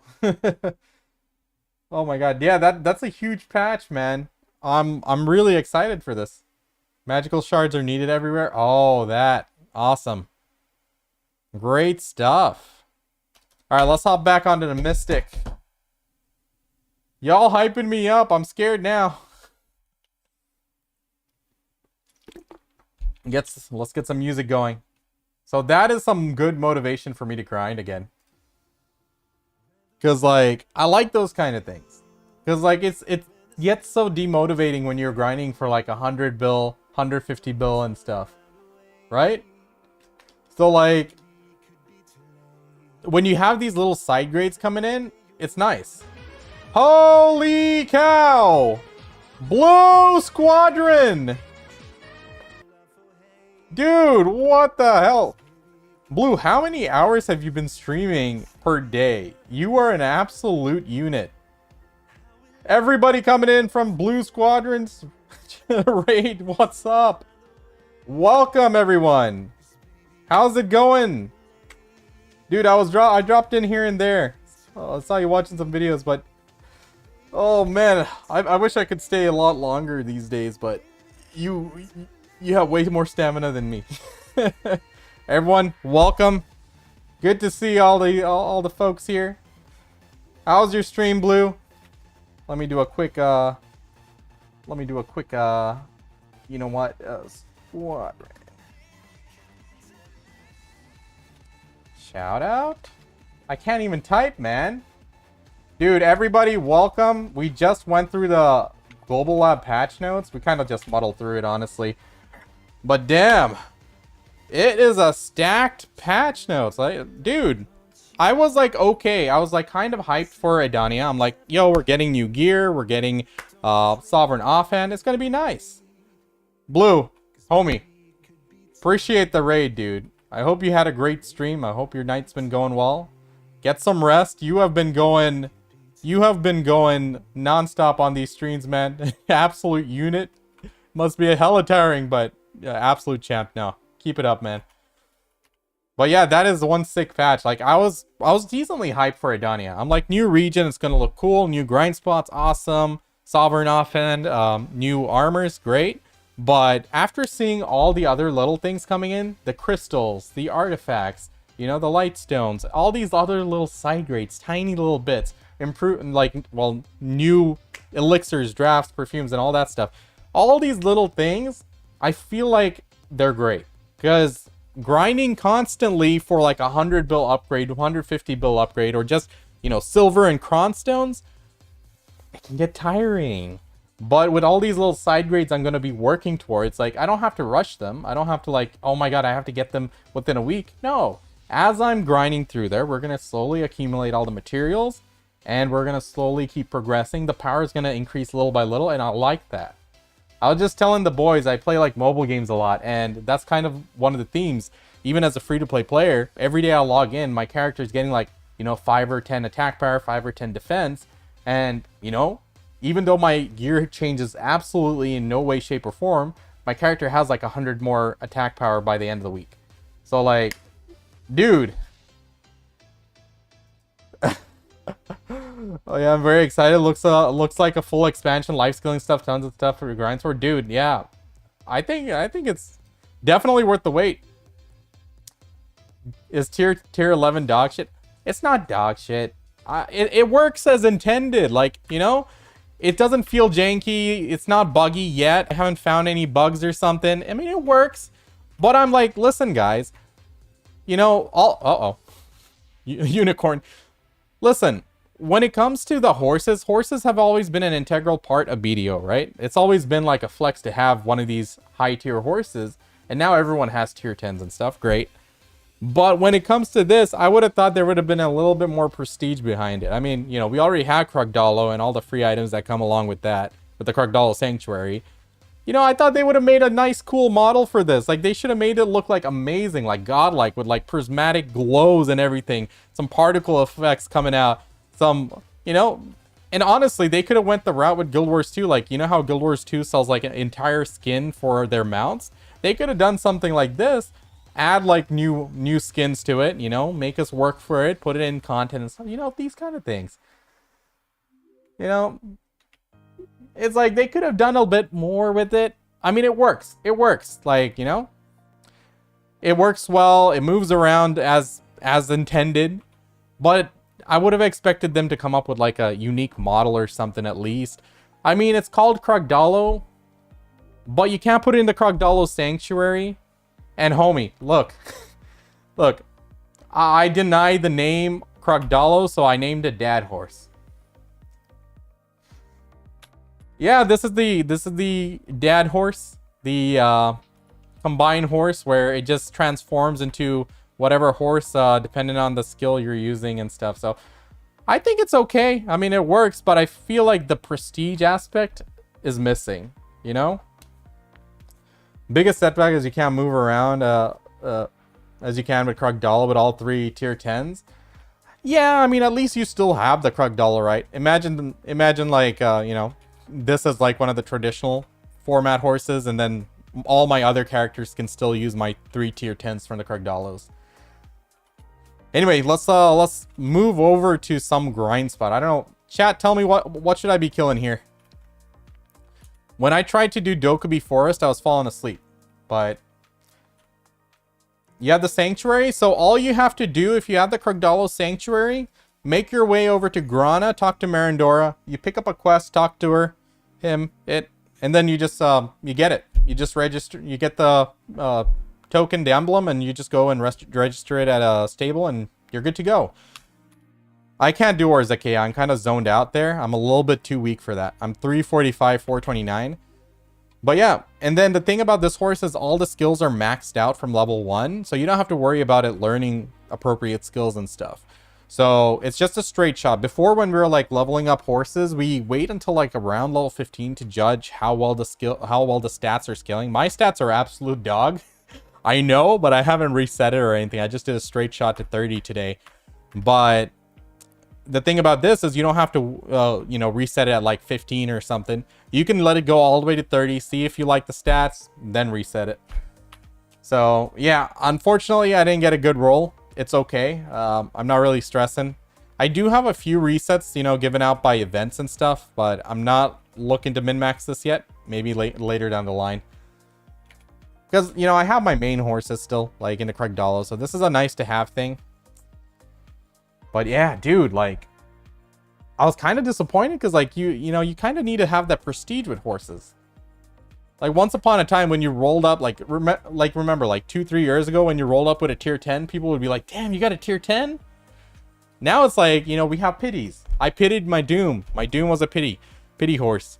And then I got my Pegasus on like 11 tap or something. That was pretty decent. And then, you know, I got the other one for free. So, like, kind of, we lost that prestige related to horses that we used to have back in the day. I think they could have done a little bit more with this. I mean, they still can. They can come out and change this a horse model. They can add like a skin sort of thing from like achievements, or hell, even in the cash shop, which changes this completely. Imagine it becomes like a celestial horse. It's all like dark with like stars and glows, and you know, it looks prismatic and stuff. They could make it look like something amazing, something unique. Because, like, it should be a head turner. If this is the Krogdalo, the avatar, the king of horses and stuff, when you fly by, you know, you want it to turn heads, right? So, it's not too late. It's not like they can't ever go back and do it, but I don't think they will. One tapped Peggy. Goddamn. I'm on 15 for Peggy. Nice. Oh.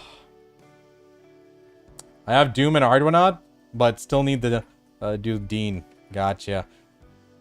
All right, Chat, let's just go slap some Dark Seekers, I guess. I know Dokubi Forest is a good place to grind. Don't get me wrong. It just puts me to sleep.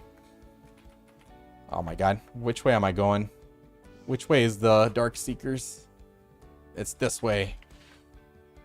One thing I haven't tried is on my Awakened Witch. Right now, my Witch is tagged to my Mystic. You know, we'll have to see. That might have to change soon.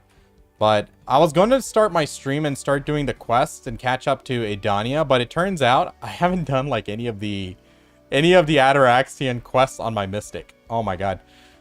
Like, I did like the Valmakea one, whatever it's called, on my Striker, but not my Mystic. So we have a lot of quests to do, and I'm going to be doing those offline. I don't want to bore you guys with it.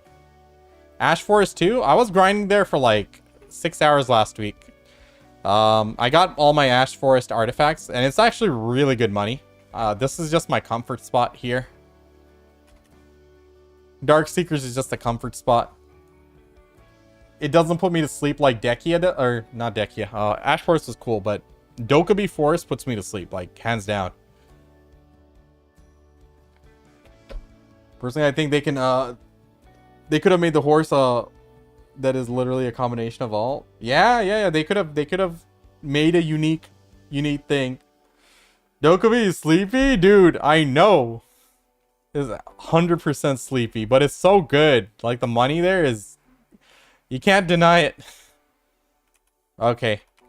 Let's get some harmonies here. Give me some deep sea. Oh, I already have deep sea. Alright, let's start buffing up. Oh, I gotta be careful with this guy. Can't hide him in my Kragdala Sanctuary. What's my drop rate looking like? We'd still need a 20. Get the 20. Get that. Alright, chat. Dokubi is great, man. Did you watch the update on Aion 2? I did, a few days ago. Is there a new one? Because I thought the next update's going to come out in September. Chat, I am 100% hyped for Aion because I was an OG Aion player. I played back in 2010-ish during the original days. And then I played a lot of Classic in 2021. Why don't you put your perfumes in your family tab? I never bought the Wait for Family tab, so I have very little of it. I put all the worker stuff. So, yeah.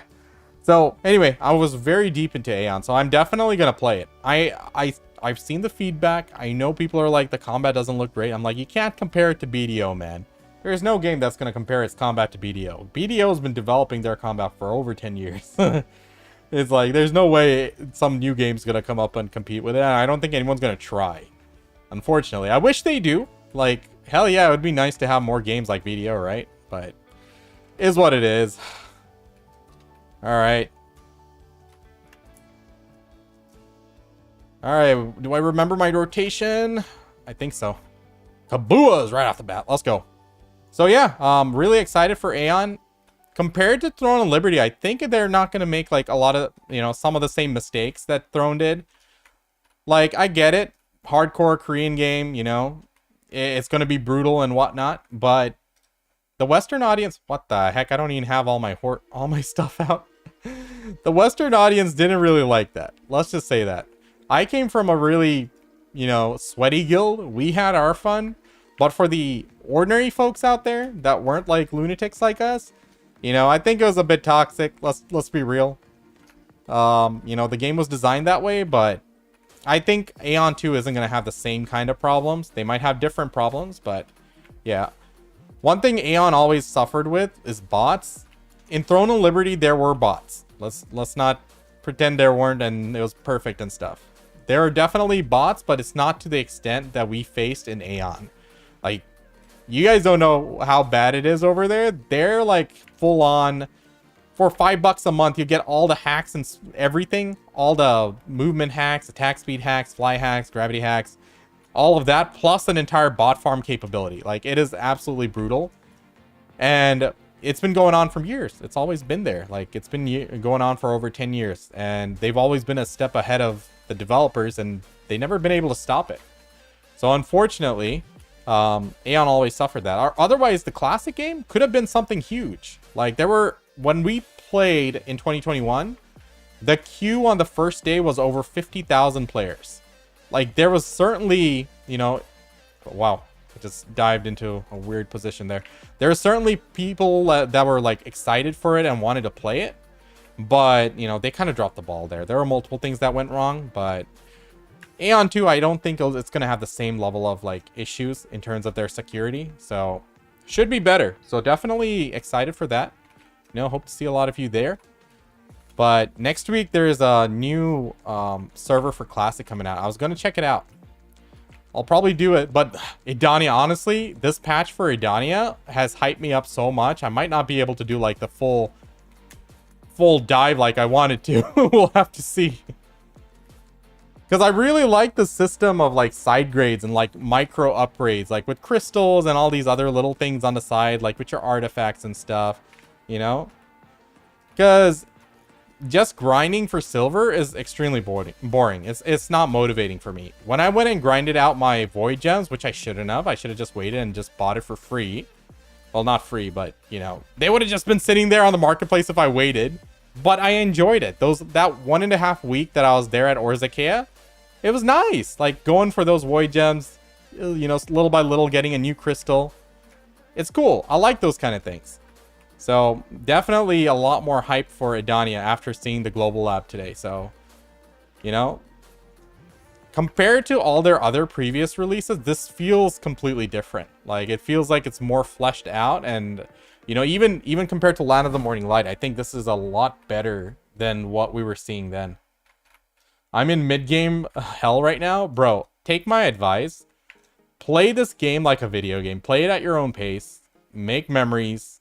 Make friends, have a good time, because there's no point in like struggling over gear, because every year they're gonna bridge the gap and they're gonna move the goalposts, they're gonna give out catch-ups, they're gonna give out free stuff. So even if you like struggle really hard right now, what happens if you like get burnt out and quit? All of that would be for literally nothing. So play for fun, have a good time, you know, find a guild that you resonate with, you know, homies that you can vibe with, you know, just chill out, watch some streams, watch some anime on the side, you know, just do some chill grinding. I had this friend who like, I tell this story all the time, and bro, it is the saddest thing. So like this was back in 2020. Back then having a pen dandy was like big shit, right? Imagine that now nobody even thinks about dandelions. But back then, it was a big deal to have a pen dandy. So what this homie did was he had 2 weeks off from work. I think he took his PTO. He grinded like 6 to 8 hours of Augment every day. And he finally got his pen dandy. What happened to him? Quit immediately after, because he was like, oh, I just need a little break. I'll be back. He never came back. Came back like years later when we were all rocking like black stars. It sucks. You know, it sucks that he wasted his PTO. He just burnt himself out. You know, he could have kept enjoying the game because he had friends, you know. He was an active member, but that's what happens. Awakening combo? The thing is, right now, even Awakening combo is very much oriented around Death Cloud. It's easy, you know? It's very easy. So, I was grinding predominantly on Mystic, right, for most of the last few weeks. Oh my god, I just messed up my rotation. I don't even know why. So I was grinding predominantly on Mystic, but when it came to Dekia 2 Ash Forest, I switched to my Witch because those mobs move around a lot. Mystic's AoEs aren't nearly as potent as Awakened Witch's. Awakened Witch, she blankets the whole field, boys. Like one AoE, she hits everything. Mystic struggled in that regard, so I actually switched off Mystic. I played both Awakening and Succession, so I actually switched off Mystic to switch over to Witch, specifically to grind Ash. So, yeah. I was thinking about Aion Ascent. I am actually trying that next week, man. I actually have a little group going. If anyone wants to join my Discord, at me. I'll give you the guild role. We're going to go in. The goal was to just play for 2 weeks and dip out. Like the first 2 weeks, just PvP the hell out of it. Don't stress. Don't worry about gear. Just go and drop bodies. But man, with Adonia coming out, that's rough. I'm a lot more hyped for Edania now than I was before. But I'm still going to try it. So if anyone wants to join up, feel free. Just going to have a quick little vacation, you know, maybe like a couple streams, you know, just chill out there. But we're going to definitely be here in Adonia grinding. Don't worry about that. On stream anyway, so off stream we'll be doing whatever. So if anyone wants to check it out, you know, I wanted to make a couple videos and stuff. I really like Aion. Like, as a game, it's my favorite MMORPG. The greatest MMORPG experience I had. I don't know why I keep dashing back like that. Has been on Aion. Like, Aion was top tier for me back in the day. It was everything that I love about MMORPGs. Now, of course, they went down their own negative path. You know, they tried to appease everyone. They started listening to the Care Bears who were like, I can't do my quest because I keep getting ganked. I'm like, it's a PvP game, bro. What are you doing? It's like going to League and saying, oh my god, I can't farm my gear. Oh. But it's like, you know, they went down their path, and now Classic, they could have done something special. They kept changing things from the retail, you know? The maps aren't one-to-one like they were. They actually did improve it from the previous experiences we had. They released 3 new classes, you know, that weren't there on retail. Executioner, I think it's called. Brawler, a freaking Striker Mystic class there. And, well, more like a Kung Fu Master from Blade and Soul, I'd say. And Luminous, a new close range-ish mage. You know, she has a wand and stuff, but yeah, they've been developing it and stuff. I'm like, why don't you take care of the game better? Like, you got this beautiful game, which has a rich history, really great lore, PvP, a lot of different combat and variety. But what kills it is, one, the bots and the hacks. Like, how are we letting this happen? Like, come on, improve. Like, NCSoft isn't a tiny little company, you know? This isn't a small indie company, am I right? And, oh my god, I just scuffed this rotation. So, like, with all their resources, why could they never fix that? I don't know. And it's like, people really did genuinely want to play it. There's a lot, I don't know if there's a lot, but there's quite a few Aion private servers that pop up. And Aion private servers have always been active, you know? Even if Aion declined over the years, private servers were where it was at. So, like, it's not that they didn't have people not interested or anything, but... Has it been announced when Aion 2 will release in the West? No, but I don't care if it's releasing in KR first. We are gonna freaking go to KR and play it. One way or another, because I'm just so excited for it. Because the type of content that they're teasing there is like, dude, that is my jam. So, I know the combat isn't like the most beautiful, and someone did mention in chat Vindictus. I never really got into Vindictus. I think Fake Uni liked it. I remember he made quite a few videos for those, like, over the years, but not quite a few times, but I never really got into it. I never tried it until, like, it was already kind of dead, until the community was, like, small. I never played it in the glory days, I'll say that. So, yeah, I mean, I'll check out the new Vindictus. I don't know, did they ever do the beta for the new Vindictus? Yeah, I mean, it was definitely a game with good potential. I don't know why they never really made it. We'll have to look into that someday, but the glory days were epic, man. There's so many MMORPGs I missed back in the day. Because, like, I was broke when I was, like, in high school and college. So, like, I'd only play free-to-play games, and then I'd, like, you know, with in-game currency, I'd get people to gift me the pay-to-win stuff and whatnot, and just make my way through the game like that. So I missed a lot of things. Never really liked Aion. More like I liked Lineage more. You know, I never played Lineage. That was a bit before my time, unfortunately. I should go back and check it out someday. You know, Lineage 2M was like the proper successor, like the remake, the proper remake of Lineage 2. But it's extremely pay to win. I'm like, I was looking into the other day because there's this one guy I used to watch back in Arcade Unchained. I think his name was Kun. Korean streamer dude. You know, he talked in English, so, like, you know, he would teach all of us global audience folks all the ins and outs about Arcade, because he used to play a lot of KR Arcade. Great guy. So then he popped up on my algorithm once, and I'm like, yo, let's check out what he's doing. And the video was like, this is how pay to win Lineage 2M is. He goes in to a group of like 10 people, just throws hands, kills all of them. They don't even make his HP move. I'm like, okay, so we're not trying that game. But one thing I did see by watching some videos on Lineage 2M is like the semblance of that and Throne and Liberty. I'm like, yeah, Throne and Liberty got a lot of inspiration in terms of design from that game. Like, some scenes was like, wait, am I looking at Throne? I was like, okay. I mean, the thing about NC was they weren't bad back then. Like, you know, back in like 2010, 2012, 2013, back then, when I saw an NC Soft game, I'm like, okay, we can trust this. It's going to be like a solid game. And they weren't like heavily pay to win back then. Remember, Aion used to be a subscription game. They didn't have like a lot of free-to-play games and stuff. It was a different company. Like, it felt really good playing, like, NC... Oh my god, don't fall off the freaking cliff. I don't know, something's up with me today. I'm just doing a lot of those backdashes when I shouldn't be. But it just felt so good doing, like, playing NC games back then. But now it's, like, completely different. Bro, I can't even... Don't even get me started on Blade and Soul and what they did to that game. Like... The release of Blade and Soul, I had fun for a bit, but dude, I went back like in like 2019. It was so pay to win, man. It put BDO to shame. I'm like, what the hell happened? And now like Blade and Soul was like a franchise they milked hard. So many different versions of the game came out. Right now they have a new polished like mobile game, Blade and Soul something. It looks cute and all, but yeah, I'm never trying that. They were good. Absolutely. They were like a company like you could trust back in the day. I mean, like, it's not that I don't trust them. It's just their games, you know?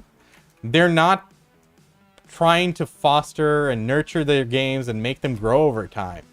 Because, like, when you release an MMORPG, yes, you're going to lose players. It starts off great. There's like hundreds of thousands of people, you know, playing your game, and then suddenly, uh-oh, everyone's gone. And that's okay, that happens. You just have to keep improving the game. All those people who tried it will try it again. You know, you can get them back eventually. But it's important that you keep developing your game, keep improving it, and taking good care of it. And you know what? It could be a banger of a game. How was Final Fantasy when it first released? It sucked. They had to like reboot the whole damn thing. We got Realm Reborn. And even Realm Reborn, it was like, okay. But it wasn't until later expansions that they started like picking up steam and became like really good. Same with Guild Wars 2. Initial release was rough. They were like still trying to figure things out. They changed the system for like PvP rewards so many times, and that was okay. You know, Heart of Thorns came out. It was okay. Like it was a nice bit of content, cool stuff came out. Then Path of Fire came out. They kept refining throughout all of Heart of Thorns, and then Path of Fire came out, and it was amazing. Like, the community was like 110% behind the game. Everywhere you looked, in like comment sections and Discords and Twitch streams, everyone's like, yo, you got to try this game out. It's actually really good. And like repping it. Like, they were proud of their game, and it... What the frick? They were proud of their game, and it was like a solid game, right? You know? It didn't start out that way, even though they had like the pedigree of being Guild Wars. Like, Guild Wars 1 was a big thing back in its day. But despite all that, you know, it took them time to get to that point. So like when a game like even BDO, you guys know I was like really salty with the game last year. But I think all the changes they've been doing little by little is going in the right direction. I feel positive about the game right now. I've given up on the PvP side. It's not like I even go out in PvP anyway. So it's like, why am I crying, right? But it's like, you know, I still have hope that they can make it like a bigger game. They can do better. Like they just need to do a few things that would resonate with the, you know, with the audience a bit more, and little by little keep improving. You know, every game has potential if they are willing to do it. Then you have like tragedies like Wildstar. I don't know how many times I cried on their forums. Like, I'm like, yo, like, I love this game. I love PvPing on this, but it just looks like an absolute clusterfuck with all the freaking telegraphs on the ground. You did not see character models. You did not see skill animations. All you saw were the shapes on the ground. I'm like, this is not gonna, this is not good. At least disable it for the battlegrounds or something. Or at least, you know, something. They never listened. When they went free to play, what did they do? They're like, oh, we're gonna be a really fair game. Everything you can, other than the subscription, everything you see in the cash shop, you can farm in-game currency and you can buy all of that. I'm like, really? That's wonderful, isn't it? Wait a minute, how the hell are you guys earning money for your company? Like, you got to pay the bills. You got to pay the employees. I'm like, NCSoft gave them like an entire year longer than I would have thought. But bro, they made poor decisions and they were so stubborn to change it. Like, I do like games which are not pay to win, of course. Like, really don't like pay to win MMORPGs. But to some extent, they need to, like, what WildStar was doing, they weren't even releasing like new costumes every 2 weeks or something. You rarely see a new costume. Like, if you're not putting out new costumes, how are you going to do that? And why am I upset? Because I liked the game. I loved my characters. It was the first game I ever was realm first in anything. I was the realm first warrior. I had the galactic hotshot title or achievement. I'm like, you know, with these games that I don't play anymore, I still like to log in and see my characters because that's my stuff. That's my character. That's my avatar. I experienced some amazing moments through that character and it's gone. So it's like, forgive me. I am a bit salty with them and I always will be because, you know, it sucks to see something that you spent time in just get torn away. Like, imagine BDO shut down. Dude, I don't know how I'd feel because, like, this character, this mystic, it means so much to me. My striker, my mystic, you know, all these characters I spent so many hours in making memories on. Like, imagine you guys lose your accounts all of a sudden because, you know, the game declined or something. Like, even if the game declines, I mean, this isn't like you're losing hundreds of millions of dollars. Just make better decisions, design the game in a better way, handle your PR, handle the community, listen to feedback. I'm like, Adonia, I feel really positive with the way they're treating things. Like, I feel like this is a different development team than what we dealt with in the last couple of years. So, very happy and about the patch that I read today. I'm looking forward to this next content drop. So, you know, feels good. Like, they made changes internally and I feel like it's showing. I don't want to hear BDO PvP is dead. The state of the BDO PvP is what it is. Like, let's not dwell on it. If you don't like it, it's okay.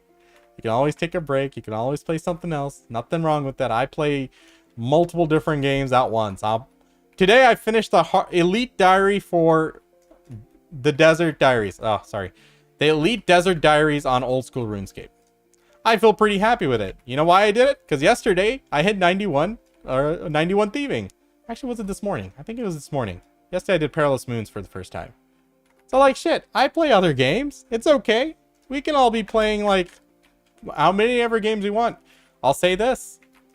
BDO is home.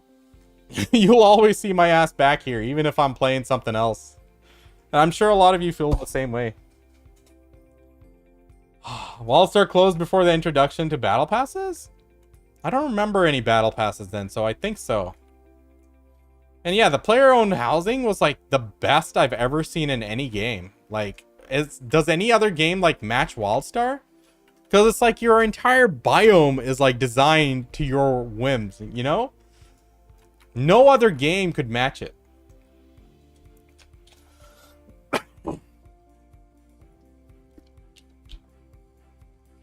Oh, talking too much. Rare Savior? Dude, I've been a Savior I've been a Savior main for like 23 years. Ask me anything. Like, I'm ready. I'm ready for Savior. Because I like classes with like big two-handed swords, big two-handed axes. Who did they give the two-handed axe to? Guardian. She's like a pseudo caster. Why her?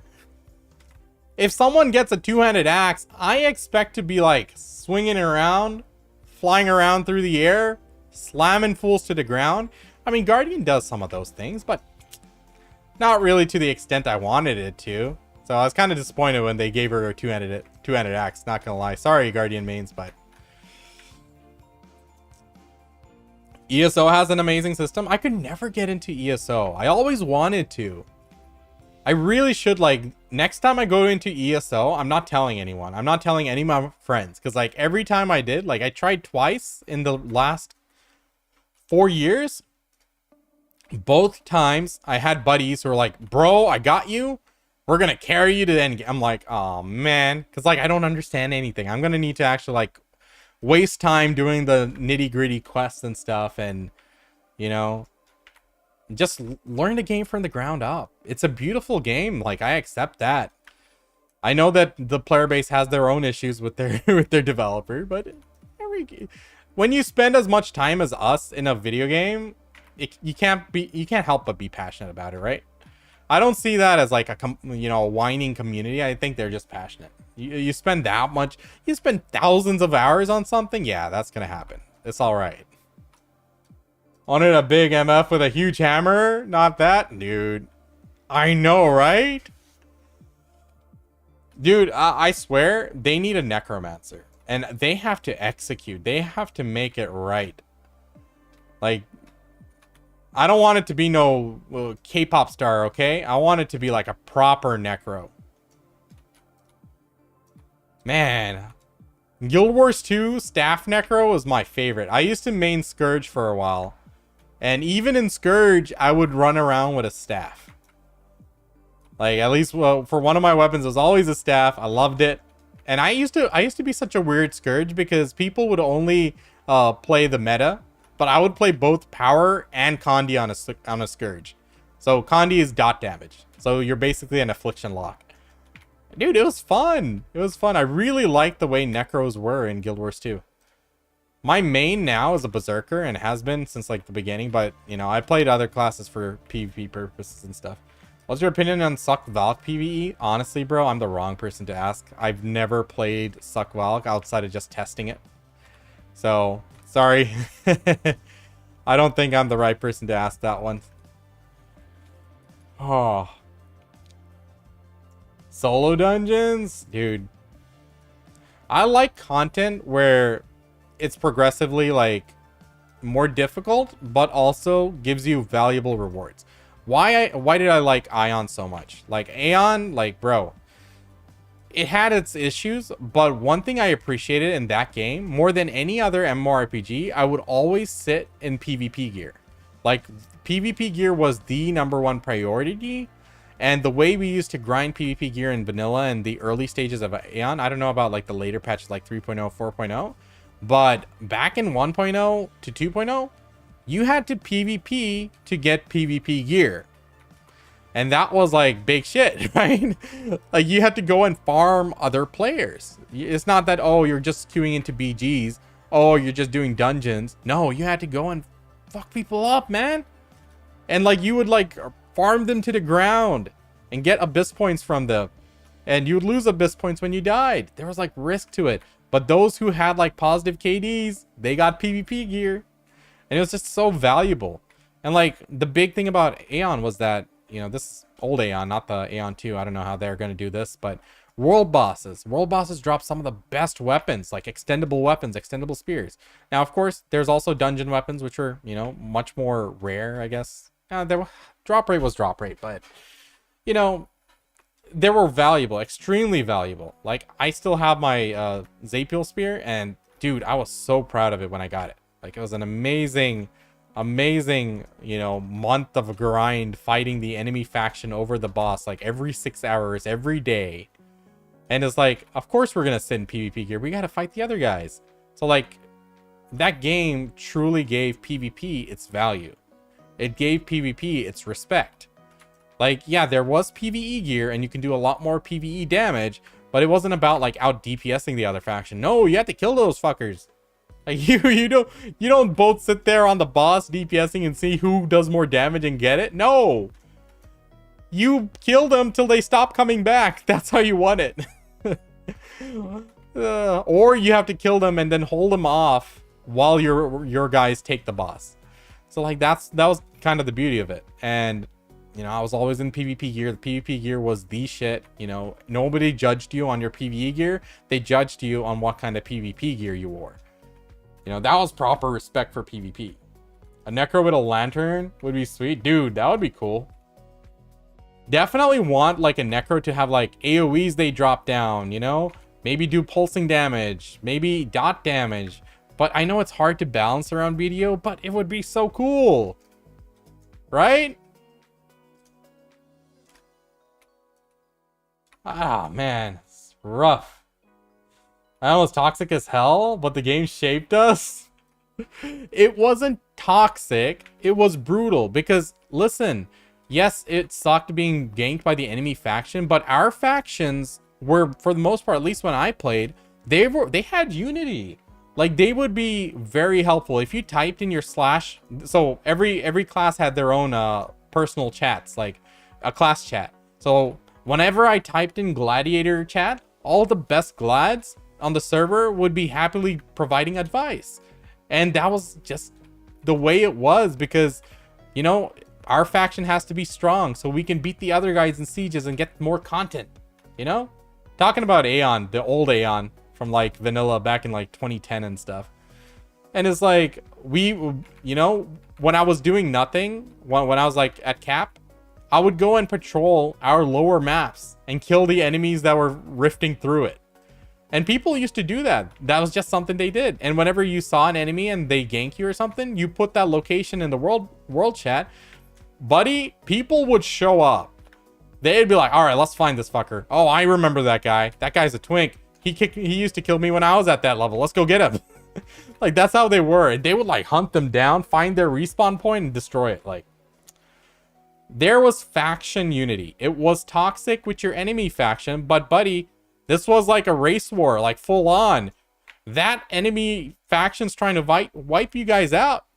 They're not going to be nice about it. So it was very lore centric there. It was like very accurate to the lore. Aya Timaranta. Dude, I think in Aion Ascend, which is coming out next to Tuesday, I think that is the patch. 4.0, 4.2. So we're going to be in the Eye doing some serious PvP. So if anyone wants to join my Discord and at me. I'll give you the guild tag. Just a small group of us right now, but I want to go in and just like PvP for a couple weeks, have some fun, and dip. Because we got to be ready for the main release of Adonia in September. So we'll definitely just get a quick vacation in. But after seeing today's patch, I'm like, I'm probably going to be grinding BDO on stream for sure. But I still want to play that game off stream, make a quick video or two. Did you ever touch Guild Wars 1? No, I did not. Because when I was a kid, I was very broke. And I would play free-to-play games like free-to-play RuneScape, free-to-play MapleStory. And to get like... to get membership on RuneScape, we had to go through like so many hoops, man. We had to like mail our $5 to Jagex. Like, mail the cash. And pray that it gets to them okay and they give us the membership. Yeah. Because my parents certainly didn't want to buy membership. Couldn't play WoW when I was young, was broke. Yeah, me too. Guild Wars 1 was a buy-to-play game, right? Or did it have a subscription? I don't remember. It was buy-to-play? Ah. But it was also cheap? Yeah, man. My parents were extremely toxic. Like, they were really mean. I don't know why, honestly. Now they regret like being all that way, but I think like a lot of us older generation folks like probably face similar shit at home. Like extremely toxic household. Now everyone's glued to their phone, so like, oh, okay, this kid's on their computer a lot. It's not a big deal. Back then, they treated it like I was on drugs or something. I'm like, shit, dude, I'm not bothering no one. Oh, I'll tell you guys the story of that someday. Not today, but it was rough. It was rough. You know, all in all, I'm pretty happy with this upcoming patch. I like those little side grades. I like my character getting stronger. If I'm playing, I expect my character to get stronger, not just farm silver and tap. So, yeah, looking forward to next week. So next week's going to be busy with Aion as well as Adonia. So we'll have like a day or two of Aion before Edania comes out. And then we're gonna be on here. We'll be catching up. We'll be doing all that stuff. So should be fun. I need to like grind out quests though off stream. Your parents were anti-gaming too? Man, you had a laptop? Alright, quit bragging. Jeez. Pansy lore? We'll do lore someday. It was kind of a sad story for the most part. Honestly, I don't think I'll ever get over that shit. But, hey. Now we can game till our heart's content between 10:30 p.m. and 2 a.m. Oh. My son's been getting better at sleeping lately, so hopefully things work out there. But he's like me; he hates sleeping. Did you try Fusion Fall for free? Never heard of that one. What was that? We gamers used to get shit talk a lot back then, dude. Yeah, people at school, our parents at home. We lived a tough life, man. Oh man, why did I hardcast that? That was so stupid. It was rough. It was rough, but it is what it is.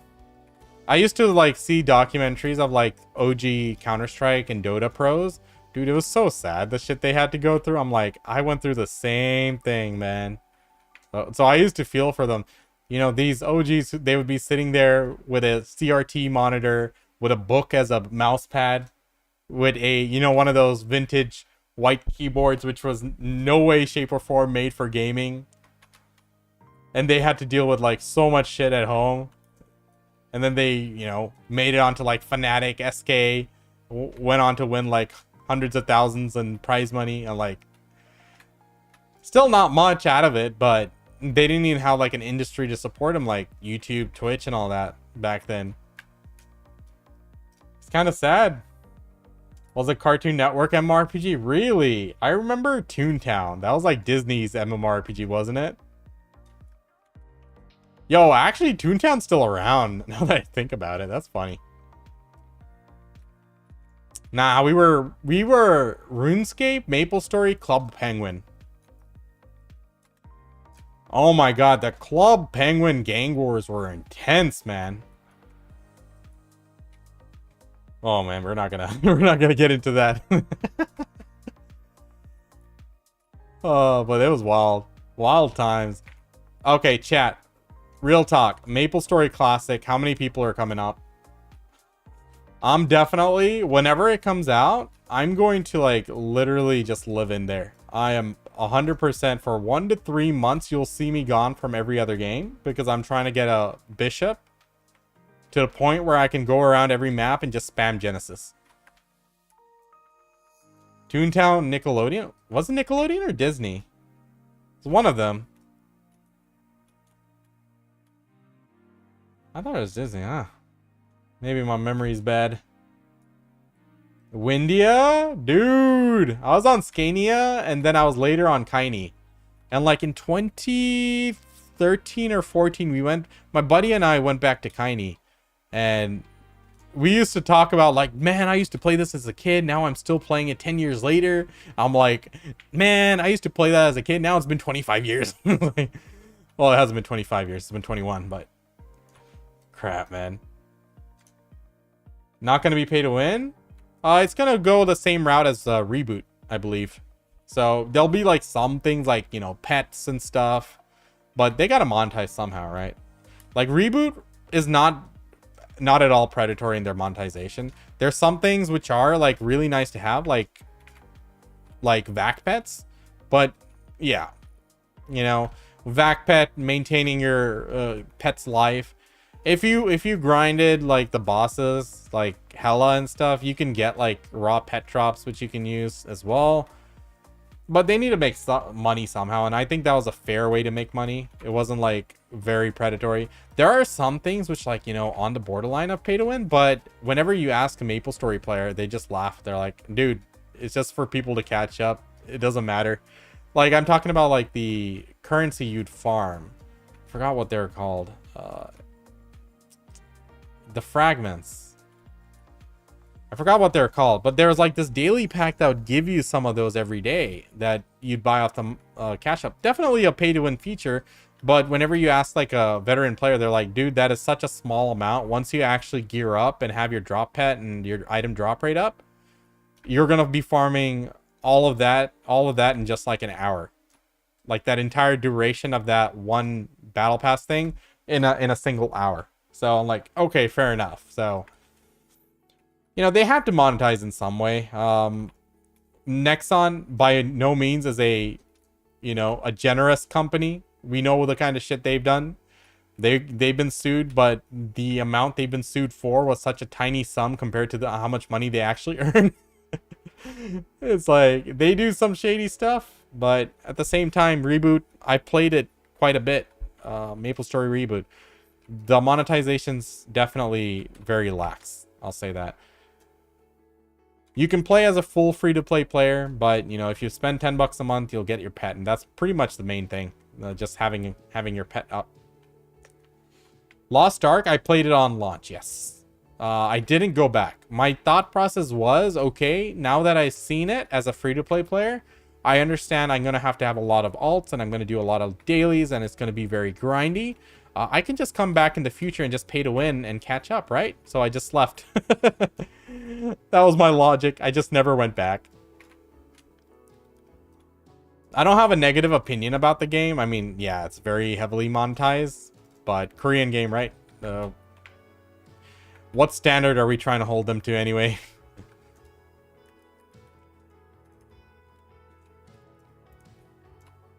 Loved launch, but after 2 months it got exhausting. Yeah, definitely. Sovereign offhand? Would you say all methods? So if you were to Kafra, Kuda maneuver, that's a lot more expensive just because of the price of Kafra stones. So, you know, I think it's more expensive. I forgot to do the math again. But yeah, I went the Black Star route. The revamp, a lot of people are returning to it. Really? Yeah, I'll check it out. Are they giving out free gear and stuff? Why grind in game when you can get a job and grind IRL? True. Oh, true. But at the same time, don't give like a quarter of your paycheck to a game. Like that's what Pearl Abyss wanted us to do, right? Like, you know, they wanted us to just live in the game, be online in the game all times, AFK fish, all that stuff, and give a nice $500 every month. That's what they would love. I'm like, no. I mean, don't get me wrong. I spent money on the game. I bought pay to win stuff here and there, but not like thousands a year. I'm sure like over the course of like 5 years, it would probably be $2,000-3,000. But at the same time, I'm a content creator. I made money off the game. So it's like, I say this all the time. Do not take me as inspiration when I buy a costume for no reason whatsoever. When I buy some pack, don't take me as inspiration because it's not the same. It's not the same as a homie who's just chilling and playing this game as a hobby, you know, is spending money on it. Slippery slope, man, you know. Oh, if I just spend money on this, I'll get this pen. Well, Black Star, then I can finally start playing and enjoying or something. Oh, I'll just get a deck and then I can finally enjoy the game. Nah, don't think like that. Dark patterns, slippery slope. Just treat the games as a video game. I mean, like, just play for fun. If it's not fun, what's the point of playing, right? And if you have to pay that much money, like, is it really worth it? For some people, it might be. They might really like the game. Like, a common misconception to, like, a lot of players is that, you know, they see some dude, you know, out there smashing people in Arsha and stuff with, like, 800 plus gear score. They're like, oh, that guy grinded, like, 10 hours a day.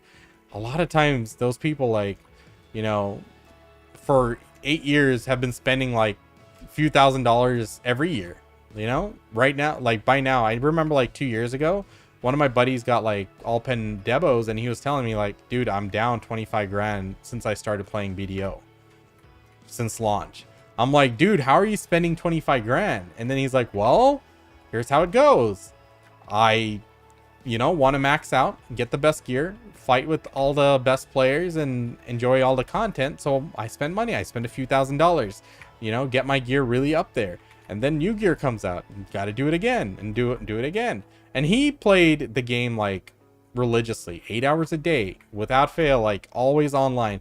Probably wasn't grinding all 8 hours, but he was like one of the sweat lords in my opinion. But seeing him also be like, you know, he's that sweaty in the game, but also like spending that much money, I'm like,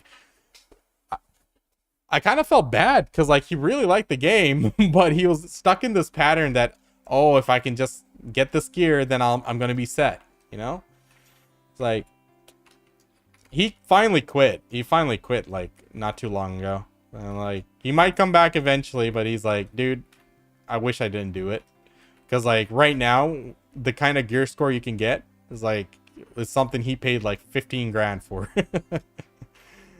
Like with relative ease, I mean. So it's like you got to be careful with these things. It's like, oh, it's kind of sad. Like Lost Ark was like heavily monetized in that manner. I'm like, my mentality was like, I can just come back and pay. Why am I grinding for like all these hours? So it's like that's one thing that I should avoid, and I'm glad I never went back with that mindset.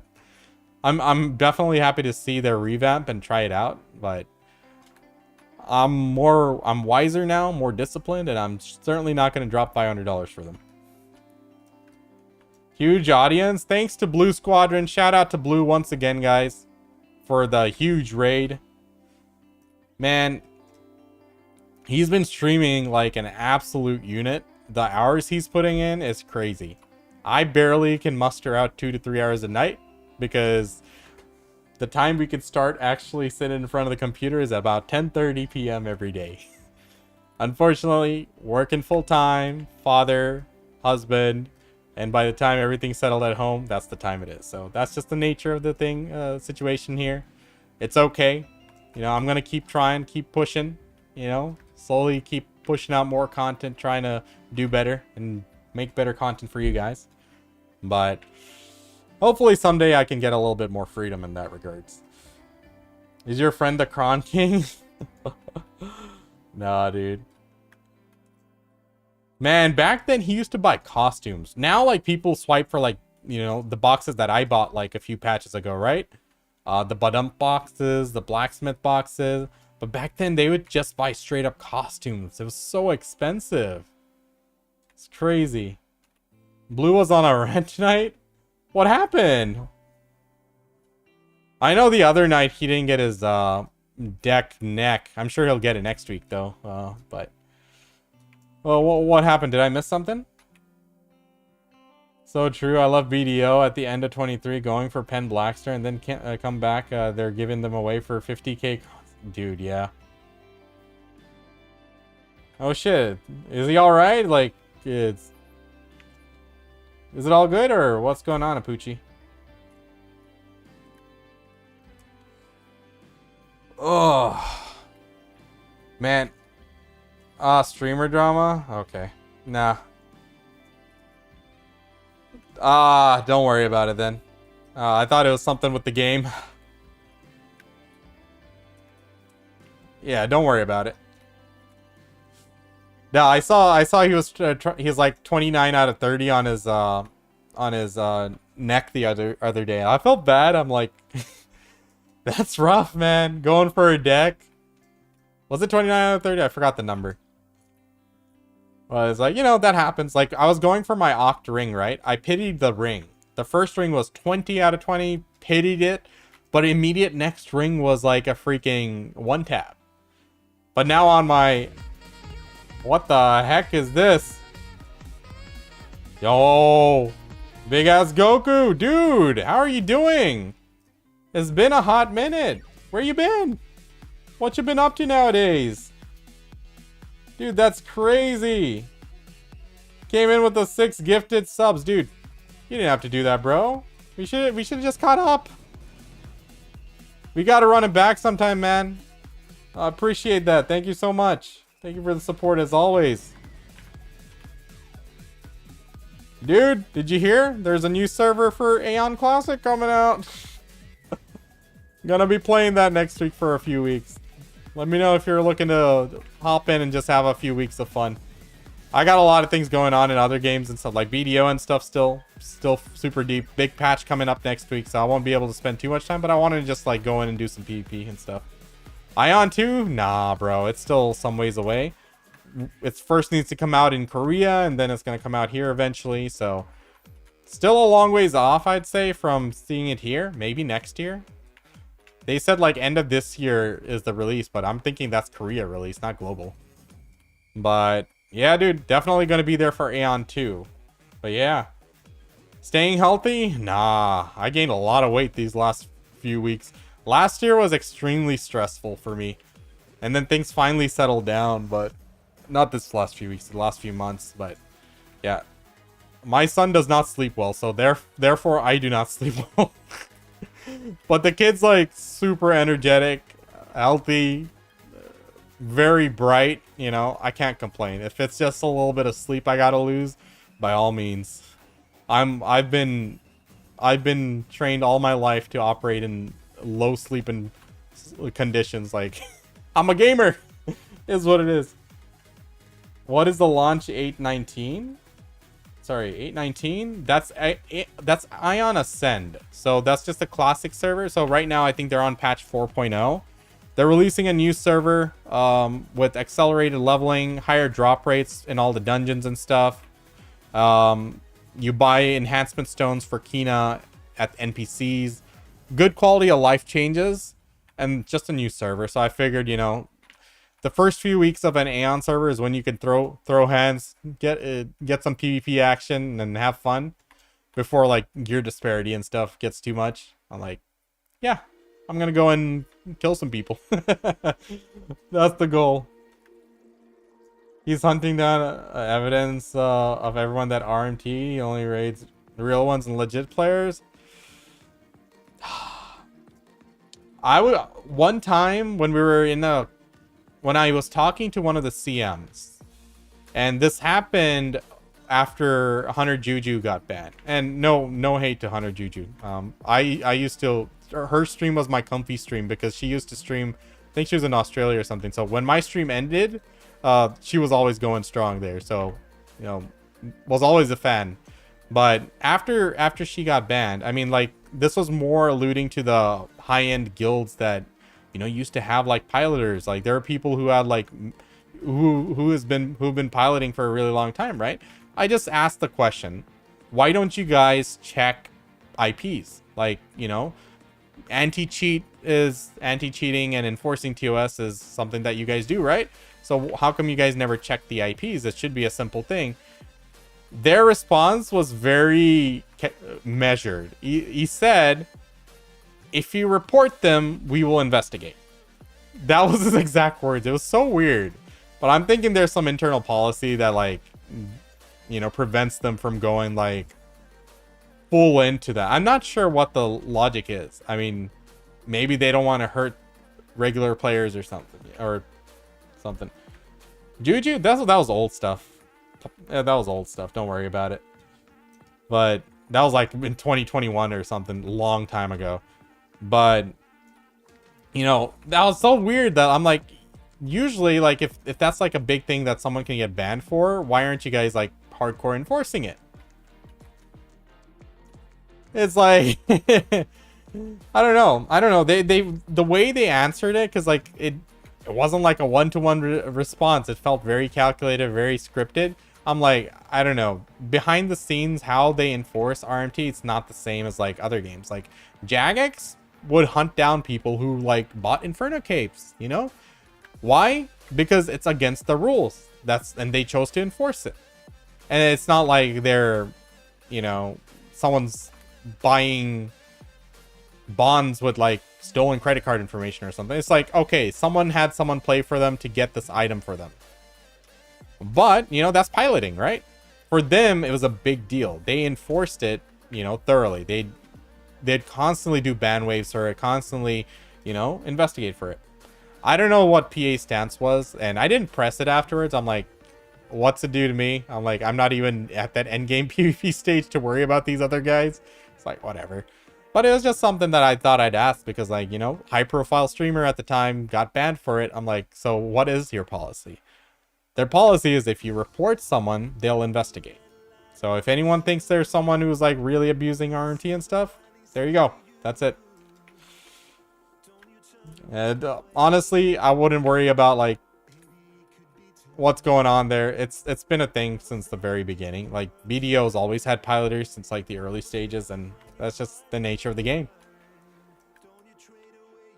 Nothing dramatic.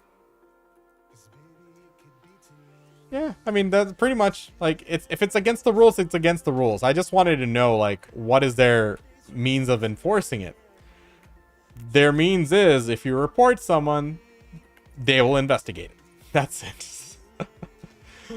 So then it's like, all right, so let's start reporting entire rosters, I guess. But nah, it's whatever. I'm not into PvP scene. I never really worried about it. But, you know, coming from RuneScape is one of my homes as well, right? So like, seeing how they handled it, it's so unique. Because, like, they would go out of their way for those little things. Like, having this guy with an Inferno Cape, he has 4 more strength bonus and can hit 1 damage higher. Right? But regardless, it might be a minute thing. They were enforcing the hell out of it. They would constantly be doing at one point, they were investigating every single cape that came into the game. I'm like, that's what they chose to do, you know? You know, I'm playing this mobile game, right? And one guy in the guild, he was thinking about buying currency. And then the guild master is like, you know, I have no problem with you guys buying it. If you want to, that's your choice. It's your money. But I think that's that's not a part of the game. I'm like, but this is a pay-to-win mobile game. You can buy it from the shop. And his logic is like, but I like this game and we should support the game instead of supporting the botters who are ruining our experience. And funny enough, I got the same response from people in Tree of Savior when I played that back in like March. I'm like, you know, they are playing a pay-to-win game. They're very conscious about it. They understand this is a very pay-to-win game. But their logic there was like, well, these botters are ruining the experience for us. We choose to support the game instead. I mean, for me, the game is kind of expensive to support in that manner. I'll buy like 20 bucks of stuff, but not like 500. But at the same time, you know, their logic was, you know, it's sound. Like, not every game company is going to be like a multi-billion-dollar, you know, big shot like Blizzard, right? You know, it's going to be, maybe it's a smaller game company. Maybe that support with them will go a long way. They're supporting this game with only like 500 active players. Maybe your support there will keep that going. So like, yeah, it depends. Situation, right?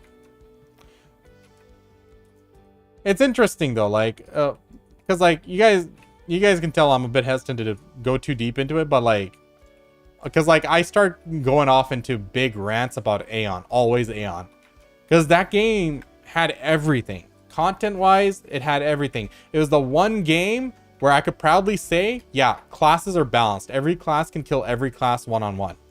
With the exception of Spirit Master, which we had to build magic resist gear, but we eventually did. But it was the one game, it was a beautiful game. But their hacks, the hacks that go on in Aion was just on another fucking level. $5 a month, you get every hack under the sun and full bot farm capabilities. I'm like, bro, why does it have to be that way? Stop it, please. How many Essence of Dawn did I get this hour? God damn. They just been raining in. When I was little, I got banned in RuneScape for farming food outside of the Grand Exchange and depositing it in the bank. Didn't do anything else. I was also 10. I once got banned for 3 days because I scammed a dude. I told him that these unidentified herbs were Ranars. They weren't. 3-day ban. Justified. Learned my lesson. Never scammed anyone again. The shit I did for 30,000 gold. RuneScape, man, taught us hard life lessons. First time I got in trouble with the popo there. The Jagex popo. Oh, does Pansy know it was $5? $5? What do you mean? Can I trim your cave? I did play PoE, yes sir. PoE. Sorry chat, I've been like not on top of the chat lately. Really tired. But yeah, I played PoE too. I tried it out for a little while. Didn't get too deep into it. Have been meaning to try it again, but bro, I just don't have time. There's so many games I need to play. It's rough. Hopefully more time will open up for me in like a few months. Cause I'm here, man. putting in consistency. I know my YouTube content's been a bit lacking, but I got some more quality content coming up, and I intend to keep that up and keep going.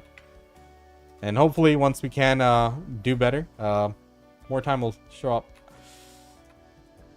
I used to sell stuff on Lineage 2. I actually went to college using that money. Dude, that's wild.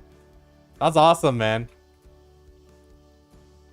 I'll say a certain game earned me enough money to move out on my own when I got my first job. Right out of grad school. My dad would have gave me whatever money I asked, but I'm like, I've always been like, I want to do it myself sort of thing. Like, sure, there's always that fallback. My parents will save me, but I want to do it myself. So I actually got rid of one of my WoW accounts at the time. It's kind of sad. I wish I didn't, because I missed that account. I missed my characters. You ever played Tibia? I played Tibia when I was a kid, yeah. A PoE2 sponsorship? That's huge, man. That's awesome. Now, Blue's been working hard. I mean, no one can deny the hustle. I mean, he streams like for how many hours in straight? Bro, I can't even sleep for that long. Like, I can't even sit still for that long. Like, that takes mad dedication and hustle. So, you know, he's been pushing it, putting in the hours. You got to respect it, 100%. Ross, how's it going, dude? That game was harsh.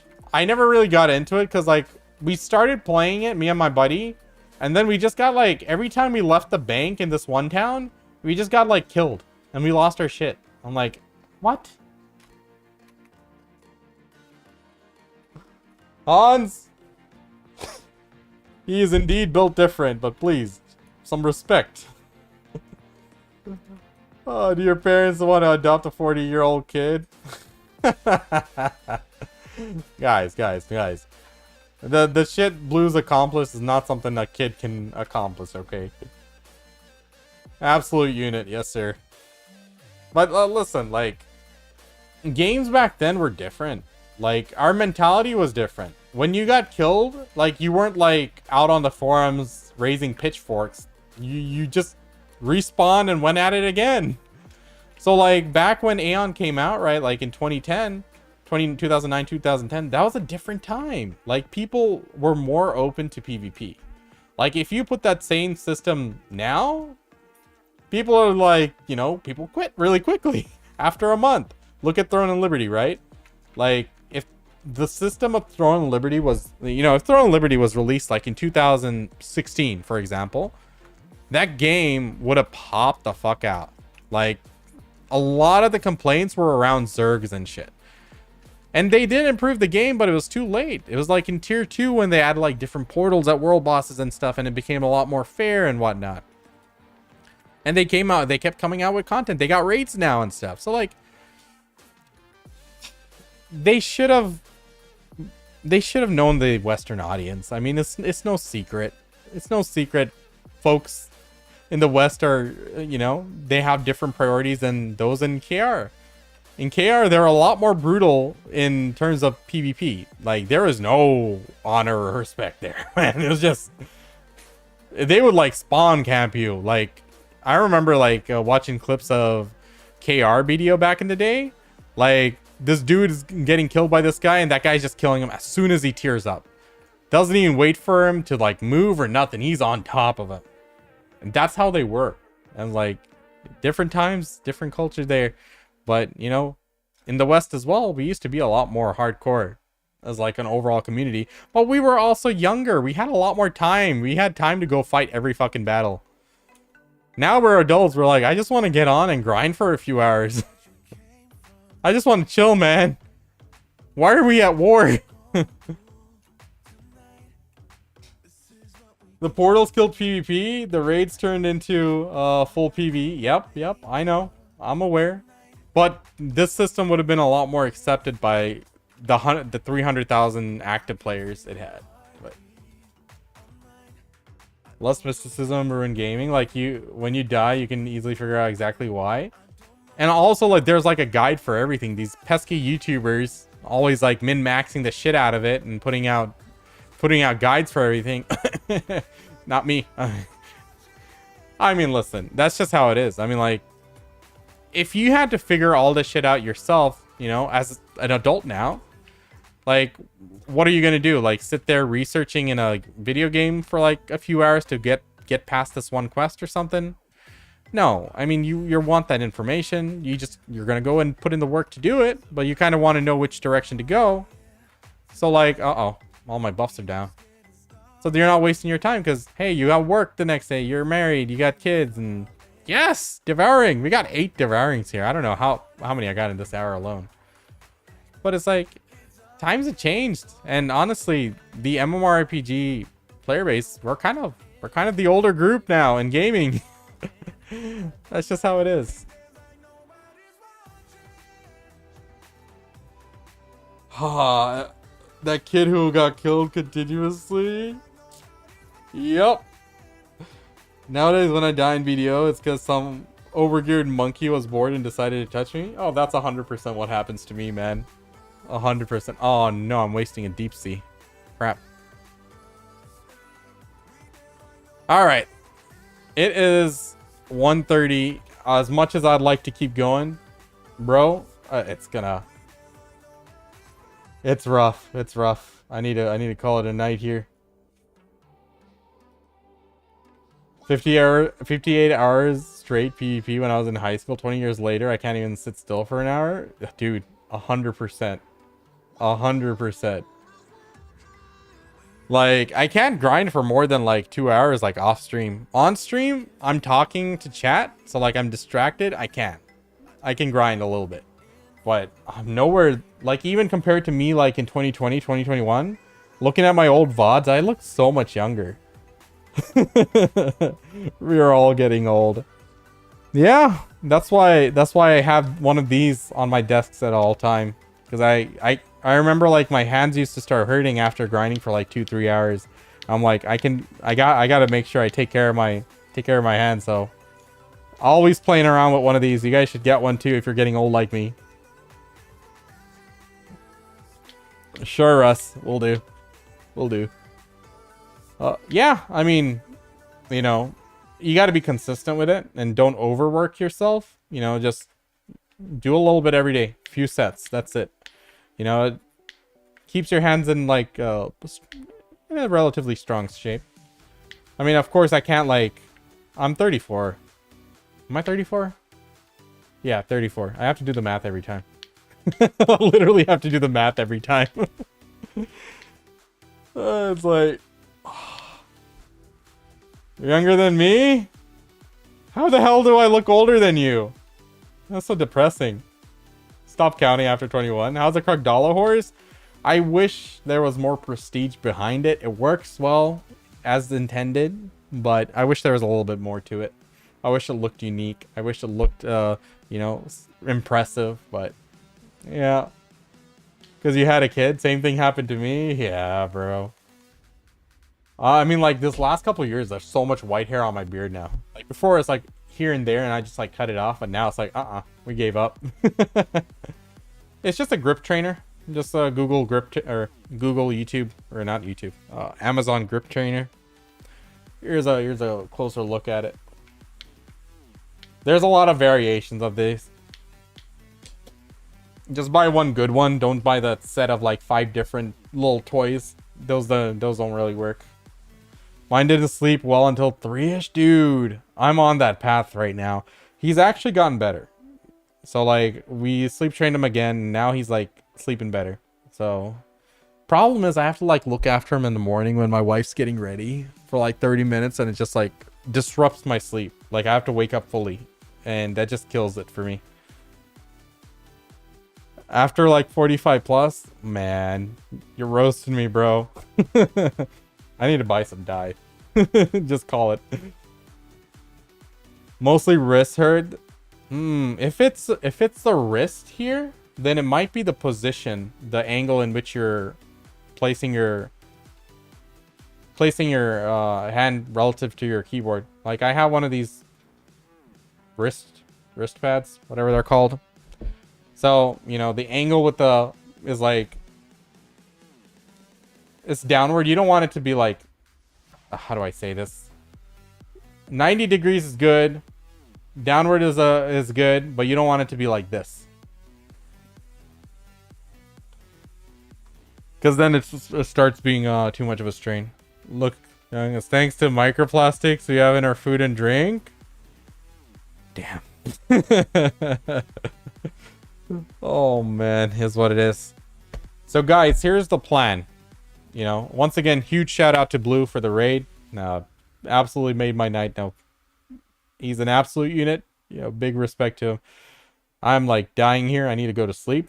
So here's my plan. I'm extremely excited for Aion now after seeing today's Global Lab patch notes, because I like things like those micro upgrades. I like working on little things that will slowly increase my character's power, even if I don't hit that big item, even if I don't get the 150 bill upgrade, even if I don't hit that deck on my my deck accessory or something. Like, I like those side grades, you know, those little crystals slowly improving, your artifacts slowly improving, you know, getting better crystals, more Edania species damage and stuff. So these little things that I can work towards while going for the main thing, while grinding out the silver and cron stones, I really like that kind of stuff. So, you know, I'm a lot more positive about the next patch. Like before, I was like, cool, we're gonna get like sovereign weapons, new grind spots and stuff. Now I'm like feeling a lot better. I feel like now I'm gonna be in a new area and I'm gonna be living there. So it does feel like a proper expansion, as Blue said it. So yeah, excited, man. So anyway, chat, once again, really appreciate you guys hanging out. You know, had a great time on stream. Hope you guys enjoyed as well. I stream 4 to 5 days a week. Gonna keep that going. You know, trying to improve my YouTube content, working on it. Need some time there, but it'll get up there. But yeah, we're gonna stay consistent. So I hope to see you guys again. And you guys have a good rest of your nights, good rest of your day, wherever you are. Let me find someone to... Oh yeah, you said Jordan was streaming, right? Let me go say hi to Jordan. So if you guys can stick around for a bit, please do spam in his chat. Pansy raid or something. I don't care. Spam whatever. He kind of feels bad. He felt bad last time I raided him and no one said anything because it was like so late at night. I know most of you guys AFK fishing like me. But yeah, let's raid Jordan. Say hi for him for me. Hi to him for me. I'll be there for a few minutes as well. But yeah, good night, guys. Appreciate y'all.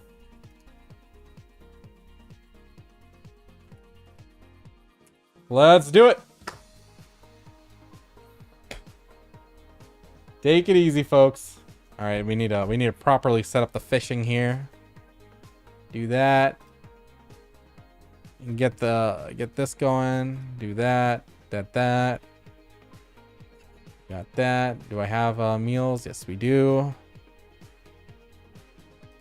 All right. AFK fishing. Agent Russ has logged in. All right, let's send it. Say hi to Jordan for me. Peace. See you soon.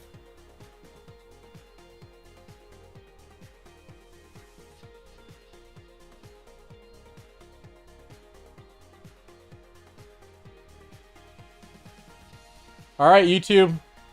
Just sent the Twitch folks over to Jordan's stream. Y'all have a good night as well if you're still here. See you again tomorrow or the day after.